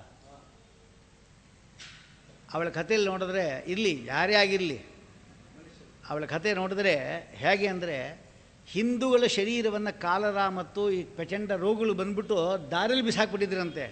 ಬದುಕಿದ್ರು ಕೂಡ ಅವ್ರ ಮನೆಯವರೇ. ಆಗ ಇವಳು ಹೋಗ್ಬಿಟ್ಟು ಅವ್ರನ್ನ ಆರೈಕೆ ಮಾಡಿ, ಕ್ರಿಶ್ಚಿಯನ್ ಇವಳು ಹೋಗಿ ಅವಳು ಆರೈಕೆ ಮಾಡಿ ಊಟ ತಿಂಡಿ ಕೊಡ್ತಾರೆ. ತೆರೇಸಾ ಅವಳು ಹಾಗೆ ಮಾಡಿಲ್ಲಂತೆ. ಇದು ನಿಜವಾದ ಬ್ರಾಹ್ಮಣ ಅಂದರೆ ಅವ್ರು ಯಾವ ಜಾತಿಯಲ್ಲೇ ಹುಟ್ಟಿರಲಿ, ನಿಜವಾದ ಬ್ರಾಹ್ಮಣ ಕೆಲಸ ಅಂದಿದ್ದು. ಅವಳನ್ನು ಬ್ರಾಹ್ಮಣ ಅಂತ ಕರಿಬೇಕು ನಾವು ನ್ಯಾಯ ನೋಡಿದ್ರೆ. ಓ ಆಚಾರ್ಯಗೆ ಯಾರೋ ಕ್ರಿಶ್ಚಿಯನ್ ಏನು ಕೊಟ್ಟಿರ್ಬೇಕು ದುಡ್ಡು ಅಂತ ಅಂದ್ಕೋಬೇಡಿ, ಆಯಿತಾ. ಎಲ್ಲೇ ಶಾಸ್ತ್ರ ಹೇಳೋದು ಹಾಗೇನೆ, ಯಾರು ಕಷ್ಟದಲ್ಲಿರುವಾಗ ವ್ಯಕ್ತಿ ನೋಡ್ತಾರೋ ಅದು ಬ್ರಾಹ್ಮಣನ ಲಕ್ಷಣ. ಯಾರು ನಾವಾದ ನೋಡ್ತಾ ಇದ್ದೋ ಅವ್ರನ್ನ, ನಮ್ಮವ್ರನ್ನೇ ನಾವು ನೋಡಲ್ಲ ಅಂದಮೇಲೆ ಬೇರೆ ಜಾತಿಯವರು ಬಿದ್ದಿದ್ದು ನಾವು ನೋಡಿ ಅವ್ರಿಗೆ ಯಾರು ಆರೈಕೆ ಮಾಡ್ತೀವ ನಾವು. ಆದರೆ ಪ್ರತಿಯೊಬ್ಬರಲ್ಲೂ ಕೂಡ ಪರಮಾತ್ಮ ಇದ್ದಾನೆ ಅಂತ ಜ್ಞಾನ ಇದ್ದರೆ ಮಾತ್ರ ಆ ಮತ ಜಾತಿ ಎಲ್ಲ ಬಿಟ್ಟು ರಕ್ಷಣೆ ಮಾಡೋಕ್ಕೆ ನಾವು ಹೋಗ್ತೀವಿ. ನಾವು ಆ ಜಾತಿ ಸೇರಿದ ವ್ಯಕ್ತಿಯವಳು ನಾವು ಮೆಚ್ಕೋಬೇಕಾಗಿರ್ತಕ್ಕಂಥ ಅಂಥ ಗುಣ ನಾವು ಬರಲಿ ಅಂತ ನಾವು ಕೇಳ್ಕೋಬೇಕು. ನಾವು ಅಷ್ಟು ಜನಕ್ಕೂ ಕೂಡ ಬೇಜಾರಿಲ್ಲದೆ, ಆದರೆ ನನಗೂ ರೋಗ ಬಂದುಬಿಡುತ್ತೆ, ಅವನಿಗೆ ಕ್ಷಯ ಬಂದಿದೆ, ಅವಳಿಗೆ ಕಾಲರ ಬಂದಿದೆ, ನನಗೂ ಬಂದುಬಿಟ್ರೆ ಏನು ಗತಿ ಅಂತ ಹೇಳ್ಬಿಟ್ಟು ಅವಳು ಏನಾದರೂ ಅಂದ್ಕೊಳ್ಳಲಿಲ್ಲ. ಅವಳು ಏನೂ ಅಂದ್ಕೊಳ್ಳಿಲ್ಲ. ಯಾಕೆಂದರೆ ಪರಮಾತ್ಮ ಸೇವೆ ಮಾಡ್ತಾ ಇದ್ದೇನೆ, ನನಗೇನು ಬರುತ್ತೆ ಆ ರೀತಿ ವಿಶ್ವಾಸ ಇರಬೇಕು ನೋಡಿ. ಆ ರೀತಿ ಹೇಳಬೇಕು. ಆ ವ್ಯಕ್ತಿ ಇದ್ದಾನೆ, ಅವನೇ ಮಾಡ್ದ. ಮೊಮ್ಮಗ ಹೋದ, ಅಲ್ಲೇ ಊಟ ತಿಂಡಿ ಎಲ್ಲ ಮಾಡೋದು, ತಾತನ ತಿನ್ನಿಸೋದು, ಹಿಂಗೆ ಮಾಡ್ತಾಯಿದ್ದ. ಅವನಿಗೇನು ಕೊಟ್ಟು ತಿನ್ನಿಸ್ಬಿಡೋದು ತಾತಂಗೆ, ಹಂಗೆ ಮಾಡ್ತಾಯಿದ್ದ. ನಾನು ಹೋಗೋಣ ಅಂತಿದ್ದೆ, ನೀರು ಬೇರೆ ನಂಗೆ ಅಂಟ ಕೊಟ್ಟಿಯಲ್ಲಪ್ಪ, ನಂಗೆ ಅಭಿಮಾನ ಬೇರೆ ತಂದುಬಿಟ್ಟಿಯಲ್ಲ, ಹೋಗ್ಲಿಕ್ಕೂ ಬಿಡ್ತಲ್ವ ನೀನು ಅಂತ ಅಲ್ಲಿ ಬೇರೆ ದುಃಖ ಅವನಿಗೆ, ತಾತಂಗಿ. ಕಡೆ ಅವನು ಸತ್ಕೊಳ್ಳಿ ಅವನ ಎತ್ತಿ ಬಿಸಾಕ್ರೆ ಎಲ್ಲ ಅಂತ ಹೇಳ್ಬಿಟ್ಟು ಅವ್ನು ಹೆಂಡತಿ ಹೇಳಿಲ್ಲು, ಮಗನೂ ಹೇಳ್ದ, ಎಲ್ಲ ಎತ್ತಿ ಬಿಸಾಕ್ಬೇಡ ಕೆಲಸ. ಆ ಪಾತ್ರೆ ಗೀತ್ರೆ ಆ ಮರ ಮಂಚ ಏನೂ ಬಿಸಾಕ್ಬೇಡನಂತೆ ಕೆಲಸದವನಿಗೆ. ಮೊಮ್ಮಗ ಅವನು ಯಾಕೆ ಕೇಳಂತೆ, ನಮ್ಮಪ್ಪಂಗೆ ಬೇಕಲ್ಲ ಅದು ಅಂತಾನ. ಅಂದರ್ಥ ಏನೋ, ನಿಂದಾದ ಕೂಡಲೇ ಸರಿದಿ ಇವಂದೇ. ಹಾಗೆ ದೇವರು ಎಲ್ಲರಿಗೂ ಒಂದು ಅವಕಾಶ ಕೊಟ್ಟಿರ್ತಾನೆ. ಅವಕಾಶವನ್ನು ಸದುಪಯೋಗ ಮಾಡಿಕೊಂಡ್ರೆ ಸದುಪಯೋಗವೇ ಆಗುತ್ತೆ ನಮಗೆ. ಅದಕ್ಕೆ ಯಾವ ದೃಷ್ಟಿಯೂ ನಾವು ಇಟ್ಕೋಬಾರದು. ಇವತ್ತು ಆಸ್ತಿ ಇದೆ ನಾನು ಸೇವೆ ಮಾಡ್ತೇನೆ, ಇವತ್ತು ಆಸ್ತಿ ಇಲ್ಲ ಸೇವೆ ಮಾಡು, ಆ ರೀತಿ ಅಲ್ಲ. ಇನ್ನೇನು, ಇವನಲ್ಲೂ ಪರಮಾತ್ಮ ಇದ್ದಾನೆ, ಅವನ ಸೇವೆ ಅಂತ ನಾವು ಮಾಡಿದ್ವಿ ಅಂತ ಹೇಳಿದ್ರೆ ನಮಗೆ ಯಾವ ದುಃಖವೂ ಇರೋದಿಲ್ಲ. ಆದ್ದರಿಂದ ಆ ರೀತಿ ಭಾವನೆ ಬೆಳೆಸ್ಕೋಬೇಕು. ಅದೇ ಗರುಡ ಪುರಾಣದ ಸಾರ ಅಂದರೆ. ಅನಂತರದಲ್ಲಿ ಸ್ವಶರೀರಂ ಸಮುತ್ಸೃಜ್ಯ ವಾಯುಭೂತಸ್ತು ಪ್ರಪದ್ಯತೆ, ತನ್ನ ಶರೀರವನ್ನು ಬಿಟ್ಟು ಹೊರತಾನಂತೆ. ಅಂಗುಷ್ಟ ಮಾತ್ರ ಪುರುಷ, ಅಂಗುಷ್ಟ ಮಾತ್ರಷ್ಟು ಹಾಹಾ ಕುರ್ವನ್ ಕಲೇವರಾತ್ ಯಾತನಾದೇಹಮಾವೃತ್ಯ ಬಲೆ ಪಾಶೈ ಬದ್ವಾ ಗಲೇ ಬಲಾತ್ ನಯತಃ ದೀರ್ಘಮಧ್ವಾನಂ ಬಹಳ ದೂರ ಹೋಗಬೇಕು, ನಡಿಯಿಂದ ಎಳ್ಕೊಂಡು ಹೋಗ್ತಾ ಇದ್ದಾರೆ. ತತ್ರತ್ತ ಪದನ್, ಬೀಳ್ತ ಮರಳು, ಬಿಸಿಯಾದ ಮರಳು, ಮುಳ್ಳಿನ ಗಿಡಗಳು ಅಂತ ಅಷ್ಟು ಮಾಡಿ ಅವನು ತ್ರಿವಿಹಿ ಮುಹೂರ್ತೈಹಿ, ಮೂರು ಮುಹೂರ್ತ. ಒಂದು ಮುಹೂರ್ತ ಅಂದರೆ 2 ಗಳಿಗೆ, ಒಂದು ಗಳಿಗೆ ಅಂದರೆ 24 ನಿಮಿಷ, 2.5 ಗಳಿಗೆಗೆ 1 ಗಂಟೆ, ಅಂದರೆ 24 24 48 ಪ್ಲಸ್ 12 ಅಂದರೆ 60 ನಿಮಿಷ ಆಯಿತು. ಹಾಗೆ 2.5 ಗಂಟೆ ಏನಿದೆ ಅದು 2.5 ಗಳಿಗೆ ಏನಿದೆ ಅದು 1 ಗಂಟೆ ಅಂತ ಶಾಸ್ತ್ರ ಕರೀತಾರೆ. 2 ಮುಹೂರ್ತ, ಒಂದು ಮುಹೂರ್ತ ಅಂತ ಹೇಳಿದ್ರೆ ಎಷ್ಟು, 2 ಗಳಿಗೆ 48 ದಿವಸ. ಅಂಥದ್ದು ತ್ರಿವಿ ಮುಹೂರ್ತ ಅಂದರೆ 3 ಮುಹೂರ್ತಗಳ ಕಾಲ, 6 ಗಳಿಗೆಯಷ್ಟು ಕಾಲ ಅವನು ಹೋಗ್ತಾನೆ. ಕೆಲವು ಸಾರಿ ವಾಪಸ್ ಬರ್ತಾನೆ ಪುನಃ. ಅಥವಾ ಇನ್ನೂ ಪಾಪಿಷ್ಟ ಆಗಿದ್ದ ಅಂತ ಹೇಳಿದ್ರೆ ಆಗ ಏಟು ಜಾಸ್ತಿ ಅವನಿಗೆ ದಾರಿ ಉದ್ದಕ್ಕೂ, ಆಗ ಬೇಗ ಹೋಗಬೇಕು, 2 ಮುಹೂರ್ತ. ಕೆಲವರು 15 ದಿವಸ ಆಗುತ್ತೆ ಅಂತ ಹೋಗೋದು. ಯಾಕೆ ಮಧ್ಯದಲ್ಲಿ ಪುಣ್ಯ ಮಾಡಿದ್ರವರು ಅದು ಅನುಭವಿಸ್ಕೊಂಡು ಹೋಗಬೇಕಲ್ಲ ಅವರು, ಅದಕ್ಕಾಗಿ. ಮಧ್ಯ ಪಾಪ ಮಾಡಿದರೆ ಏಟು ತಿನ್ಕೊಂಡು ಹೋಗಬೇಕಲ್ಲ ಅಲ್ಲಿ, ಅದಕ್ಕಾಗಿ 15 ದಿವಸ ಆಗುತ್ತಂತೆ. ಕೆಲವರು 3 ಮುಹೂರ್ತ, ಕೆಲವರು 2 ಮುಹೂರ್ತ, ಕೆಲವರು 1 ಮುಹೂರ್ತ, ಕೆಲವರು 15 ದಿವಸ, ಕೆಲವರು 10 ದಿವಸ, ಹೀಗೆ ಹೋಗ್ತಾರೆ ಎಂಬುದಾಗಿ ಹೇಳ್ತಾ ಇದ್ದಾರೆ. ಶ್ರೀಮದಾಚಾರ್ಯರು ಹೇಳ್ತಾರೆ. ಅಂದರೆ ಯಮನ ಪಟ್ಟಣ ಏನಿದೆ ಅದು ಒಂದು ಮುಹೂರ್ತ 48 ನಿಮಿಷ, ಅಂದರೆ 3 ಮುಹೂರ್ತ ಅಂದರೆ ಎಷ್ಟು, 144 ನಿಮಿಷ ಆಯಿತು. ಅಂದರೆ 2 ಗಂಟೆ 24 ನಿಮಿಷದಲ್ಲಿ 99,000 ಯೋಧನ ಹೋಗಿ ಬರಬೇಕು. ಅಷ್ಟು ದೂರ ಅದು. 99,000 ಸಾಮಾನ್ಯವಲ್ಲ. ಅಂದರೆ ಯೋಧನ ಅಂದರೆ ಎಷ್ಟಾಯಿತು, 6.6 ಮೈಲಿ ಅಂತ ತಿಳ್ಕೊಂಡ್ರೆ ಎಷ್ಟಾಯಿತು, 6,93,000 ಮೈಲಿಗಳು ಇಷ್ಟು ಹೋಗಬೇಕು. ಇಷ್ಟು ಹೇಗೆ ಹೋಗ್ತಾನೆ ಅಷ್ಟೊತ್ತು ಅಂದರೆ ಅದಕ್ಕೆ ಅತಿವಾಹಿಕ ಶರೀರ, ವೇಗವಾಗಿ ಹೋಗಿ ಬರ್ತಕ್ಕಂಥ ಸಾಮರ್ಥ್ಯ ಆ ಶರೀರಕ್ಕಿರುತ್ತೆ. ಅದೇ ವಿಶೇಷ, ಅದಕ್ಕೋಸ್ಕರ ಹೋಗಿ ಬರ್ತಾನೆ. ಪಾಪದಲ್ಲಿ ಕಡಿಮೆ ಇತ್ತು ಅಂದರೆ 2 ಮುಹೂರ್ತ ಸಾಕು, ಇನ್ನೂ ವೇಗ ಇರುತ್ತೆ. ಪಾಪ ಜಾಸ್ತಿ ಆದರೆ ಆತ ಏಟು ತಿನ್ಕೊಂಡು ಹೋಗಿ ದಾರಿ ಉದ್ದಕ್ಕೂ, ಅದಕ್ಕೆ ನಿಧಾನ ಆಗುತ್ತೆ. ಪಾಪ ಕಡಿಮೆ ಇತ್ತು ಅಂದರೆ ಬೇಗ ಹೋಗ್ತಾನೆ, ಆಗ 2 ಮುಹೂರ್ತ ಸಾಕು. ಹೀಗೆ ಮಾಡಿ ಕೆಲವರು 10 ದಿವಸ, 15 ದಿವಸ, 1 ತಿಂಗಳಿಗೆ ಹೋಗಿ ಸೇರ್ತಾರಂತೆ. ಪಕ್ಷಾತ ಮಾಸೇನ ವಾಯಾತಿ ಯಮಲೋಕ ಮಿತೋ ಮೃತಃ ಎಂಬುದಾಗಿ ಹೇಳ್ತಾ ಇದ್ದಾರೆ. ಇಂಥ ಪ್ರದೇಶಕ್ಕೆ ಬರ್ತಾರಂತೆ. ಬಂದ ಕೂಡಲೇ ಅಲ್ಲಿ ಮುಹೂರ್ತ ಮಾತ್ರ ಶರೀರಂ ತ್ವರಿತಂ ಯಮಂ ನಿರೀಕ್ಷ ಭಯಂ ಪುಮಾನ್, ಒಂದು ಕ್ಷಣದಲ್ಲಿ ಯಮಧರ್ಮ ದರ್ಶನ ಆಗತ್ತಂತವನಿಗೆ. ನೋಡಿ ಅಷ್ಟು ಮಾಡಿದ ಕೂಡಲೇ ವಾಪಸ್ ಬಂದುಬಿಡ್ತಾನೆ, ಆಕಾಶವಾಗಿ ಪುನಃ ಬರ್ತಾನೆ. ಅವನ ಅಲ್ಲಿ ಹೋಗಿ 2 ಮುಹೂರ್ತವೋ 3 ಅಥವಾ 10 ದಿವಸವೋ 15 ದಿವಸವೋ ಒಂದು ಪಕ್ಷವೋ ಅದು ಹೋಗಿ ಬರೋದರಲ್ಲಿ ಈ ಶರೀರ ಇರಬಾರ್ದು. ಆ ಶರೀರ ಅಕಸ್ಮಾತ್ ಇತ್ತು ಅಂತ ಹೇಳಿದ್ರೆ ಅಲ್ಲಿ ಪ್ರವೇಶ ಮಾಡಬೇಕು ಅಂತ ಇಷ್ಟಪಡ್ತಾನೆ. ಆದರೆ ಪ್ರವೇಶ ಮಾಡೋಕ್ಕೆ ಯಮದೂತರು ಬಿಡೋದಿಲ್ಲ. ಅವರ ಭಾಷೆಯಿಂದ ಎಳಿತಾರೆ, ಇನ್ನೂ ದುಃಖ ಉಂಟಾಗುತ್ತೆ ಅವನಿಗೆ. ಆಗ ಆ ಸಂದರ್ಭದಲ್ಲಿ ಆಗೇನು ಮಾಡಬೇಕು, ಅವನು ಪುನಃ ದುಃಖ ಪಡ್ತಾನೆ. ಆ ಹೆಂಗಸರು ಎಲ್ಲರೂ ಅಳ್ತಾ ಇರ್ತಾರಂತೆ, ಯಾರೂ ಅಳ್ಕೊಡ್ದಂತೆ ಸತ್ತಾಗ. ಯಾವ ಗರುಡ ಪುರಾಣದೇ ಇದು, ಸತ್ತರೆ ಯಾರು ಅಳಬಾರ್ದಂತೆ. ನೀವು ಅತ್ತಷ್ಟು ಅವನಿಗೆ ಕೆಟ್ಟದ್ದು ಮಾಡ್ತಾ ಇದ್ದೀರಿ ಅಂತ ಅರ್ಥ. ನಿಮ್ಮ ಕಣ್ಣೀರು ಪೂರ್ತಿ ಅವನಿಗೆ ಆಹಾರ ಆಗುತ್ತೆ, ನಿಮ್ಮ ಮೂಗಿನ ಸಿಂಗಾಣ ಪೂರ್ತಿ ಅವನ ಮೂಗಿದ ಅವನಿಗೆ ಆಹಾರ ಆಗುತ್ತೆ. ಇದೇನು ಕಾಟ ಕೊಡ್ತಾ ಎಲ್ಲ ನಮ್ಮ ಬಂಧುಗಳೆಲ್ಲ ಅಂತ ಬೇಕು ಅಂತ. ಯಾರೂ ಅಳಬಾರ್ದು, ಅಳಬೇಕು ಅಂತ ಒಂದೇ ಸಾರಿ. ಯಾವಾಗ ತಲೆ ಒಡೆಯೋದಿರುತ್ತೆ ಅಲ್ಲಿ ಸ್ಮಶಾನದಲ್ಲಿ, ಆಗ ಒಂದು ಸಾರಿ ಅವರು ಶಂಖವಾದ್ಯ ಮಾಡಬೇಕಾಗತ್ತೆ ಅಷ್ಟೇ. ಆಗ ಹತ್ರ ಒಳ್ಳೆಯದಂತ ಅವನಿಗೆ. ಆದರೆ ಮೊದಲು ಯಾವತ್ತೂ ಅಳಬಾರ್ದು. ಸುಮ್ಮನೆ ಏನು ಶಾಸ್ತ್ರ ಗೊತ್ತಿಲ್ಲದೆ ಅಳೋಣ ಇದರಿಂದ ಅವನಿಗೆ ಹಿತ ಆಗುತ್ತೋ ಒಳ್ಳೆಯದಾಗುತ್ತೋ ಕೆಟ್ಟದ್ದಾಗುತ್ತೋ ಏನೂ ಜ್ಞಾನವೂ ಇಲ್ಲ. ಇಲ್ಲಿ ಒಬ್ಬ ವ್ಯಕ್ತಿ ಕಳೆದೋದ ದುಃಖ ಉಂಟಾಗುತ್ತೆ, ಹೌದು, ಇಲ್ಲ ಅಂತಲ್ಲ. ಆದರೆ ನೀವು ಎಷ್ಟು ತಾನೇ ಹತ್ರ ವಾಪಸ್ ಬರ್ತಾನೆ ಹೇಳಿ, ನೀವು ಪುನಃ ಅಲ್ಲಿಗೆ ತಾನೇ ಹೋಗೋದು. ನೀವು ಹೋಗ್ತಾ ಇರೋದು ಎಲ್ಲಿಗೆ ಅಂದ್ಕೊಂಡಿದ್ದೀರಿ? ಹುಟ್ಟಿದ ಮೇಲೆ ಪುನಃ ಹುಟ್ಟಿದ ಕೂಡಲೇ ನಮ್ಮ ಪ್ರಯಾಣ ಎಲ್ಲಿಗೆ? ದಕ್ಷಿಣ ದಿಕ್ಕಿ ಪ್ರಯಾಣ. ಹುಟ್ಟಿದಾಗಿಂದ ಸಾಯುವವರು ನಮ್ಮ ಪ್ರಯಾಣ ಅದೇನೆ. ಮತ್ತು ಹುಟ್ಟಿದ ಕೂಡಲೇ ಮೃದಂಗ ಹೊಡಿತಾರಂತೆ, ಝಂಕ್ ಎಲ್ಲ ಹೊಡಿತಾರೆ, ಹೊಡಿಬೇಕು ಅದೆಲ್ಲ ವಸ್ತುತ ನೋಡುವಾಗ. ಆದರೆ ಇವನು ಹೃದಯ ಹೊಡ್ಕೊತಾ ಇರುತ್ತೆ. ಹುಟ್ಟಿದ ಕೂಡಲೇ ಮಗು ಜೋರಾಗಿರುತ್ತೆ, ಅದು ಅದೇ ಅಂತೆ ಮರಣ ಮೃದಂಗ ಅಂತ ಅದಕ್ಕೆ ಹೆಸರು. ಹುಟ್ಟಿದ ಕೂಡಲೇ ಮಗು ಉಸಿರಾಡುತ್ತೆ ನೋಡಿ, ಜೋರು ಉಸಿರಾಡದಾಡ್ತಾ ಇರುತ್ತೆ, ಅದೇನೇ ಮರಣ ಮೃದಂಗ. ಅಂದರೆ ಮೃದಂಗ ವಾದ್ಯ ಸಹಿತವಾಗಿ ಒಂದು ದಿಕ್ಕೆಲ್ಲಿ ಪ್ರಯಾಣ? ಇಲ್ಲಿಗೇನೆ. 1 ವರ್ಷ ಆದ ಕೂಡಲೇ 1 ಮೈಲಿ ನಾವು ಹೋಗ್ತಾ ಇದ್ದೇವೆ. ಒಂದು ಯುಗಾದಿ ಬಂದ ಕೂಡಲೇ 1 ಮೈಲಿ ಹೋಗಿದ್ದೇವೆ ಹೋದ ವರ್ಷಕ್ಕಿಂತ. ಯಮನ ಪಟ್ಟಣ ಇನ್ನೆಷ್ಟಿದೆ? 99,000 ಇತ್ತು ಅಂತ ತಿಳ್ಕೊಳ್ಳೋಣ. 100 ಮೈಲಿ ಇತ್ತು ಅಂತ ತಿಳ್ಕೊಳ್ಳೋಣ. 1 ಮೈಲಿಗೆ 1 ವರ್ಷ ಬೇಕು ಅಂತ ತಿಳ್ಕೊಳ್ಳೋಣ. ಒಂದು ವರ್ಷ ನೀವು ಮುಂದಕ್ಕೆ ಹೋದ್ರಿ ಅಂತ ಹೇಳಿದ್ರೆ ಆಗ 1 ಮೈಲಿಗಲ್ಲು ಹೋದ ವರ್ಷಕ್ಕಿಂತ ಮುಂದಿದ್ದೀರಿ ಅಂತ ಅರ್ಥ. ಯಮ ತುಂಬ ಸಮೀಪ ಆಗ್ತಾ ಇದ್ದಾನೆ. ಇದನ್ನು ತಿಳ್ಕೊಂಡು ನಾವು ಆ 1 ವರ್ಷ ಬಂದ ಕೂಡಲೇ ಸ್ವಾಮಿ ಹೋದ ವರ್ಷದಿಂದ ಈ ವರ್ಷದವರೆಗೂ ನಮ್ಮ ರಕ್ಷಣೆ ಮಾಡಿದ್ದಿ, ಈ ವರ್ಷದಿಂದ ಮುಂದಿನ ವರ್ಷದವರು ರಕ್ಷಣೆ ಮಾಡಬೇಕು, ಒಳ್ಳೊಳ್ಳೆ ಕೆಲಸಗಳು ಮಾಡಿ ಯಮನ ಸಮೀಪ ಹೋಗದಂತೆ ರಕ್ಷಣೆ ಮಾಡು ಅಂತ ಕೇಳಿಕೊಂಡ್ರೆ ಗುರುಗಳ ಅನುಗ್ರಹ ಮಾಡ್ದಾರೋ ಏನೋ ಗೊತ್ತಿಲ್ಲ ಅಂತ ಇಲ್ಲಿ ಹೇಳ್ತಾ ಇದ್ದಾರೆ. ಅಂತ ಅಲ್ಲಿ ಹೋಗಿದ ತಕ್ಷಣ ಇಲ್ಲಿ ಬರ್ತಾನೆ, ಬಿಡೋದಿಲ್ಲ. ಅಲ್ಲಿ ನೋಡಿದ್ರೆ ದಾನ ಕೊಡಲಿಕ್ಕೆ ಯಾರು ಎಷ್ಟು ಕೊಡಬೇಕು, ನೀ ಎಷ್ಟು ಕೊಡ್ತಿ ದುಡ್ಡು ಅಂತ ಅಣ್ಣ ತಮ್ಮನ ಕೇಳ್ತಾನಂತ. ನೋಡಪ್ಪ ನನ್ನ ಕೈಲಾಗೋದಂಕು 100 ರೂಪಾಯಿ ಅಷ್ಟೇ, ಅದು ಪಿಂಡಾನ ಹಾಕಿ ಬೇಕಾದ್ರೆ ಅವನ ಬಾಯಿಗಾನ ಹಾಕಿ ನಿಮ್ಮಿಷ್ಟ, ಹೀಗಂತ ಅಂತ ಮಾತು. ಹೆಂಡತಿ ಹೇಳ್ತಾ ಅಂತೆ, ನೀವೆಲ್ಲ ಸೇರಿ ನನ್ನೂ ಕೂಡ ಅಲ್ಲೇ ಹಾಕಿಬಿಡ್ಬೇಕಾಗಿತ್ತು. ಎಲ್ಲಿಗೆ? ಗಂಡನ ಶವದ ಜೊತೆಗೆ ಹಾಕಿ ಸುಟ್ಟಾಕ್ಬಿಡ್ಬೇಕಾಗಿತ್ತು. ನನ್ನ ಯಾಕೆ ಉಳಿಸ್ಬಿಟ್ರು ನೀವು? ಅವರೊಬ್ಬರು ನನ್ನ ಬಿಟ್ಟೊಬ್ಬರು ಹೊಟ್ಟೋದ್ರು. ಆರು ನಿಶ್ಚಿಂತೆಯಾಗಿ ಹೀಗೆ ಅವಳು ಬೈತಾತಾಳಂತ. ನೋಡಿ ಎಷ್ಟು ಆ ಶ್ಲೋಕ ಓದ್ತಾ ಇಲ್ಲ ಅಷ್ಟೇ ಹೊರತಾಗಿ ಎಷ್ಟು ಆನುಭಾವಿಕವಾದ ಮಾತನ್ನು ಇವರು ವೇದಿವ್ಯಾಸ ದೇವರು ಮಾಡಿದ್ದಾರೆ ನೋಡಿ. ಆದ್ದರಿಂದ ಪ್ರತಿಯೊಬ್ಬರೂ ಈ ಪುಸ್ತಕವನ್ನು ನೀವು 2 ಸಾರಿ ಓದ್ಬಿಡಿ, ನೀವು ನಿಮ್ಮ ಜೀವನ ಸಾರ್ಥಕ ಆಗಿ. ಜ್ಞಾನ ಬರುತ್ತೋ ಬಿಡುತ್ತೋ ಬೇರೆ ವಿಚಾರ. ಮಡಿ ಗಿಡಿ ಅಂತಾಗಲಿ ಭಯ ಅಂತಾಗಲಿ ಏನೂ ಮಾಡದೆ ಈ ಪುಸ್ತಕ ತೊಗೊಂಡು ಎಲ್ಲರೂ 2 ಸತಿ ಓದ್ಬಿಡ್ದು. ಈಗ ಕೇಳಿದ್ದೀರಲ್ಲ, ಇನ್ನೂ ಸ್ಪಷ್ಟ ಆಗುತ್ತೆ ನಿಮಗೆ ಓದಿಬಿಟ್ರೆ. ಯಾಕೆ ಎಲ್ಲ ಓದಿ ಹೇಳಲಿಕ್ಕೆ ನಮ್ಗೆ ಟೈಮ್ ಇಲ್ಲ, ಅದಕ್ಕಾಗಿ. ಹೀಗಾಗಿ ಆಗಮ್ಯ ವಾಸನಾಬದ್ಧ ದೇಹಮಿಚ್ಚನ್ ಅಷ್ಟಾದ ಕೂಡಲೇ ಅವರು ಇನ್ನೊಂದು ಶರೀರ ಇರುತ್ತೆ, ಅದಕ್ಕೆ ಸೇರಿಸ್ಬೇಕು. ಅವರು ಯಾತನಾ ಶರೀರ ಇನ್ನೂ ಬಂದಿಲ್ಲ. 16 ಪಟ್ಟಣಕ್ಕೆ ಹೋಗಬೇಕೀಗ ಅವನು. 16 ಪಟ್ಟಣಕ್ಕೆ.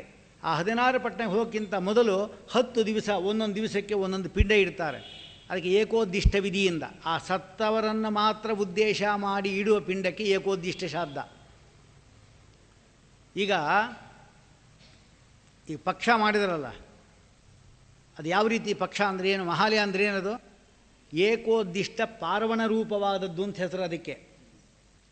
ಪಿತೃ ಪಿತಾಮಹ ಪ್ರಪಿತಾಮಹ, ಮಾತೃ ಪಿತಾಮಹಿ ಪ್ರಪಿತಾಮಹಿ, ಮಾತಾಮಹ ಮಾತು ಪಿತಾಮಹ ಮಾತು ಪ್ರಪಿತಾಮಹ, 3 ಇಟ್ಕೊಂಡ್ಬರ್ತಾ ಇದ್ದೀರಲ್ಲಿ. ಇದು ಪಾರ್ವಣ. ಮಾತಾಮಹಿ ಮಾತು ಪಿತಾಮಹಿ ಈ 4 ಒಟ್ಟು 12 ಜನ ಆದರೆ ಇದು 4 4 3 4 12 ಆಯಿತು. ಈ 12 ಜನ ಇದು ಪಾರ್ವಣ. 3 ಇಟ್ಟೇ ಮಾಡಬೇಕು ಇವನ್ನ. ಇನ್ನೆಲ್ಲ ಕಾರುಣ್ಯ ಪಿತೃಗಳು, ಒಂದೊಂದು ಪಿಂಡ, ಅದು ಏಕೋದ್ದಿಷ್ಟ ರೂಪ. ಅದಕ್ಕೆ ಪಾರ್ವಣ ಏಕೋದ್ದಿಷ್ಟ ವಿಧನ ಸರ್ವ ಪಿತೃ ಯಾವುದೋ ಶ್ರಾದ್ದಾಕ್ಯಂ ಕರ್ಮ ಕೃಷಿ ಮಹಾಲಯ ಪ್ರಯುಕ್ತ ಅಂತ ಸಂಕಲ್ಪ ಅದಕ್ಕೆ. ಹಾಗೆ ಏಕೋದ್ದಿಷ್ಟ ಅಂದ್ರೇನು? ಒಬ್ಬ ಮೃತನಾದ ವ್ಯಕ್ತಿಯನ್ನು ಮಾತ್ರ ಉದ್ದೇಶ ಮಾಡಿ ಮಾಡತಕ್ಕಂಥ ಶ್ರಾದ್ದಕ್ಕೆ ಏಕೋದ್ದಿಷ್ಟ. ಆ ಏಕೋದ್ದಿಷ್ಟ ವಿಧಿಯಿಂದ ಶ್ರಾದ್ದವನ್ನು ಮಾಡ್ತಾರೆ. ಒಂದೊಂದೇ ಪಿಂಡ ಇಡ್ತಾರೆ. ಒಬ್ಬ ಬ್ರಾಹ್ಮಣಿಗೆ ಊಟ ಹಾಕ್ತಾರೆ, ಒಬ್ರಿಗೋ ಇಬ್ಬರಿಗೋ. ಆ ಊಟ ಮಾಡಿದಾಗ ಅವರಲ್ಲೇ ಇದ್ಕೊಂಡು ಊಟ ಮಾಡ್ತಾನವನು ಆ ವ್ಯಕ್ತಿ. ಆದರೆ ದೇಹ ಬಂದಿಲ್ಲ, ಹೇಗೆ ಊಟ ಮಾಡೋದು? ಅದಕ್ಕಾಗಿ ಆ ಪಿಂಡ ಇರ್ತಾರಲ್ಲ ಅವರು ಪಿತೃಗಳು, ಮಗ ಇರ್ತಾರೆ, ಪಿಂಡ ಇರ್ತಾರಲ್ಲ, ಅದರಲ್ಲಿ ಪಿಂಡವಾದ ಶರೀರ ಬರುತ್ತದು. 10 ದಿವಸ ಇಟ್ಟಾಗ ಎಷ್ಟು ದಪ್ಪ ಪಿಂಡ ಆಗತ್ತದು ಶರೀರ, ಒಂದು ಮೊಳಗಾತ್ರ. 11ನೇ ದಿವಸ ಯಾರು ಬೋಧನಕ್ಕೆ ಕೂತ್ಕೊಂಡ್ರು ಅವರಲ್ಲೇ ಇದ್ಕೊಂಡು ಆ ಪ್ರೇತ ಊಟ ಮಾಡ್ತಾನೆ. ಹಾಗಾಗಿ ತುಂಬ ಶಕ್ತಿ ಬೇಕಾಗುತ್ತೆ. ಅದಕ್ಕೆ ಯಾರನ್ನು ಕೂಡಿಸೋದಲ್ಲ. ಯಾರೊಬ್ಬ 90 ವರ್ಷದ ವ್ಯಕ್ತಿನ ಕೂಡಿಸ್ಬಿಟ್ಟ ಅಂದರೆ 90 ವ್ಯಕ್ತಿ ಅವನು ಊಟ ಮಾಡಿ ಹೇಳೋದು ಅವನೇ ಹೊರಟೋಗಿರ್ತಾನೆ, ಊಟ ಕೂತವನೇ. ಯಾಕೆಂದರೆ ಭಯಂಕರ ವ್ಯಕ್ತಿಯನ್ನು ಬಂದಿರೋ, ಸಿಕ್ಕಾಪಟ್ಟೆ ಹಸಿವು ಬೇರೆ ಅವನಿಗೆ. ಒಳ್ಳೆ ಯುವಕನನ್ನು 20 ವರ್ಷ ಯುವಕನನ್ನು ಕೂಡಿಸ್ಬೇಕು, ಅವನನ್ನು ಮುದುಕರನ್ನು ಕೂಡಿಸಬಾರ್ದು. ಯುವಕರನ್ನು ಕೂಡಿಸ್ ಚೆನ್ನಾಗಿ ತಿಂತಾನೆ, ಅವನಲ್ಲಿ ಗುಣ ಇವನು ತಿಂತಾನೆ. ಅದಕ್ಕೆ ಶ್ರಾದ್ದದಲ್ಲಿ ಊಟ ಮಾಡೋ ಮಾತು ಆದಷ್ಟು ವೃದ್ಧರು, ತುಂಬ ವೃದ್ಧರನ್ನು ಕೂಡಿಸಬಾರ್ದು, ಆದಷ್ಟು ಯುವಕರನ್ನು ಕೂಡಿಸ್ಬೇಕು. ಅಲಂಕಾರಕ್ಕೂ ಅಷ್ಟೇ, ಯುವಕರನ್ನು ಕೂಡಿಸ್ಬೇಕು ವೃದ್ಧರಿಗಿಂತಲೂ ಕೂಡ. ಯಾಕೆಂದರೆ ಊಟ ಮಾಡೋದು ಬೇಕು ನಮಗೆ, ಅದಕ್ಕೋಸ್ಕರವಾಗಿ. ಅದಕ್ಕೆ ಶ್ರಾದ್ದದಲ್ಲಿ ಈ ರೀತಿ ನಿಯಮ ಮಾಡಿದ್ದಾರೆ. ಆಗ ಅವನಿಗೆ ಊಟವನ್ನು ಮಾಡಿಸಬೇಕು. ಊಟ ಮಾಡ್ತಾರೆ. 12 ಅಷ್ಟೇ ಸಬಿಂಡೀಕರಣ. ಅವತ್ತು ಪ್ರೇತವೇ ಊಟ ಮಾಡೋದು. ಅದಕ್ಕೆ ಆ ಊಟ ಮಾಡಿದಕ್ಕಂಥ ವ್ಯಕ್ತಿ ಅವನಲ್ಲಿ ಬಂದಿರ್ತಾನಲ್ಲ, ಅವನ ಪುಣ್ಯ ಪೂರ್ತಿ ಹೋಗಿ ಎಳ್ಕೊಂಡು ಹೋಗ್ತಾನೆ. ಅದಕ್ಕಾಗಿ ಪುನಃ ಕಾಶಿಗೆ ಹೋಗ್ಬೇಕು ಅವನು. ಅಲ್ಲೋಗಿ ಸ್ನಾನ ಮಾಡಬೇಕು. ತೀರ್ಥಕ್ಷೇತ್ರ 6 ತಿಂಗಳು ಮುಖ ತೋರಿಸಬಾರ್ದು ಆ ವ್ಯಕ್ತಿ. 6 ತಿಂಗಳು ಮುಖ ತೋರಿಸಬಾರ್ದು. ತೀರ್ಥಕ್ಷೇತ್ರ ಪುಣ್ಯ ಸಂಪಾದನೆ ಮಾಡಿಕೊಂಡು ಬರಬೇಕು. ಅದು ಹೋಗಿ ಬರ್ತೀನಿ ಅಂತ ಬೇರೆ ಹೇಳ್ಕೊಡೋದು. ಹಾಗೆ ಹೋಗಿ ಬರ್ತೀನಿ ಅಂತ ಹೇಳ್ಕೊಡೋದು. ಬರ್ತೀನಿ ಅಂತ ಇನ್ನೊಬ್ಬರು ಯಾರು ಹೋಗ್ತಾರೆ ಅಂತ ಅರ್ಥ. ಅದು ಬೇರೆ. ಸೀದಾ ಹೇಳ್ದೆ ಕೇಳಿದೆ ಹೊರಡ್ತಾ ಇರಬೇಕು. ಬರ್ತೀನ ಬಾ ತಿರ್ಗಾ ಇನ್ಸತ್ ನೋಡ ಅಂದ ಅಂದರೆ ಇನ್ನೊಂದು ಹೆಣ ಬಿದ್ದಿರುತ್ತಾನೆ. ಅದು ಬ್ರಾಹ್ಮಣ ಹೊಟ್ಟೆ ತುಂಬ ಊಟ ಮಾಡಬೇಕು ಈ ಮಾತು ಅಂದ್ಬಿಟ್ಟಿರ್ತಾನೆ. ಅದು ತಥಾಸ್ತು ಅಂದ್ಬಿಟ್ಟು ದೇವರು ಇನ್ನೊಬ್ಬರು ಯಾರು ಹೊರಟೋಗಿರ್ತಾರೆ. ಅಂದರೆ ಹೀಗೆ ಆಗುತ್ತೆ. ಅದಕ್ಕೋಸ್ಕರ ಇದೆಲ್ಲ ನೀವುಗಳೆಲ್ಲ ಅರ್ಥ ಸರಿ ತಿಳ್ಕೊಂಡು ಹೇಳಿದಾಗ ಸೀದಾ ಹೋಗಬೇಕು. ಮನೆಗೂ ಹೋಗಬಾರ್ದು ಗಂಟು ಮುಟ್ಟಿ ತೊಗೊಂಡು, ಎಲ್ಲ ಅಲ್ಲೇ ಇಡೋದೆ, ಸೀದಾ ಹೋಗ್ತಾ ಇರೋದು ಅಷ್ಟೇ. ಕಾಶಿಗೋ ಗಯಾಗೆಲ್ಲ ಹೋಗಿ ಎಲ್ಲ ಸ್ನಾನ ಮಾಡಿ ಪುಣ್ಯ ಸಂಪಾದನೆ ಪುನಃ ಫ್ರೆಶ್ ಆಗಿ ಬರಬೇಕು. ಈಗೆಲ್ಲ ಹಂಗಾಗತ್ತಾ? ಇಲ್ಲೇ ಇಲ್ಲಿ ಮನೆ ಒಂದು ಹೋದ ತಿಂಗಳು ಇಲ್ಲಿ ಕೂತಿದ್ದ, ಒಂದು ತಿಂಗಳು ಆಗೋದ್ರಲ್ಲಿ 3 ಮನೆ ಅವನೇ ಬಂದಿದ್ದ. ಆ ಪುಣ್ಯ ಏನಾಗಬೇಕು ಅಂದರೆ ಪುಣ್ಯ ಇದ್ರೂ ತಾನೆ ಅಂತಾನೆ, ಗೊತ್ತಾಗಲ್ಲ ಅವನಿಗೆ. ಈ ಜನ್ಮದಲ್ಲಿ ಇಲ್ಲದೆ ಇದ್ದು ಕೂಡ ಹಿಂದಿನ ಜನ್ಮದಿರುತ್ತೆ, ಅದನ್ನು ಎಳಿತಾನೆ. ಅಲ್ಲಿಲ್ಲ ಅದು ಹಿಂದಿದ್ದು ಅಂತ ಪುಣ್ಯ ಇಲ್ಲದೆ ಕೂತ್ಕೊಳ್ಳಿ ಬರೋದಿಲ್ಲ. ಹಾಗಾಗಿ ಎಲ್ಲ ಲೋಕಗಳ ನಮ್ಮ ಎಷ್ಟೋ ಜನ್ಮದ ಪುಣ್ಯ ಎಲ್ಲ ನಾಶ ಮಾಡ್ಕೊತಾ ಇದ್ದೇವೆ. ಅದಕ್ಕೆ ಬ್ರಹ್ಮಗಾಯತ್ರಿನ ಚೆನ್ನಾಗಿ ಗಾಯತ್ರಿ ನಾವು ಮಾಡ್ತಾ ಇದ್ದೀವಿ ಅಂದರೆ ಈ ಶ್ರಾದ್ದಾದಿಗಳಿಂದ ದಾನಾದಿಗಳು ತೊಗೊಂಡಿದ್ದ ಏನೂ ನಮಗೆ ತೊಂದರೆ ಆಗೋದಿಲ್ಲ. ಅದಕ್ಕೆ ಗಾಯತ್ರಿ ಎಂಬತಕ್ಕಂಥದ್ದು ಗಾಯಂತಂ ತ್ರಾಯತೆ ಯಸ್ಮಾತ್ ಅನ್ನದೋಷಾತ್ ಪ್ರತಿಗ್ರಹಾತ್. ಪ್ರತಿಗ್ರಹಾತ್ ಸ್ವೀಕಾರ ಮಾಡೋದು ಅಂದರೆ ಅನ್ನವನ್ನು ಸ್ವೀಕಾರ ಮಾಡೋದು. ಇದರಿಂದ ಯಾವ ದೋಷ ಬರುತ್ತೋ ಅದನ್ನು ಪರಿಹಾರ ಮಾಡಿ ಗಾಯತ್ರಿ ನಮ್ಮನ್ನು ರಕ್ಷಣೆ ಮಾಡೋದ್ರಿಂದ ಅದಕ್ಕೆ ಗಾಯತ್ರಿ ಅಂತ ಹೇಳ್ತಾರೆ ಅಂತ ಹೇಳ್ತಾ ಇದ್ದಾರೆ. ಉಳಿದಿದ್ದು ನಾಳೆ ಹೇಳ್ತೀನಿ. ಕೃಷ್ಣಾರ್ಪಣಮಸ್ತು. ಬ್ರಹ್ಮಕಾಂಡ ಪುರಾಣ ಒಂದು 5 ಪುಸ್ತಕ ಅವ್ರು ಕೊಟ್ಟಿದ್ದೇನೆ, ನಿಮ್ಗೆ ಯಾರು ಬೇಕೋ ತೊಗೋಬೋದು.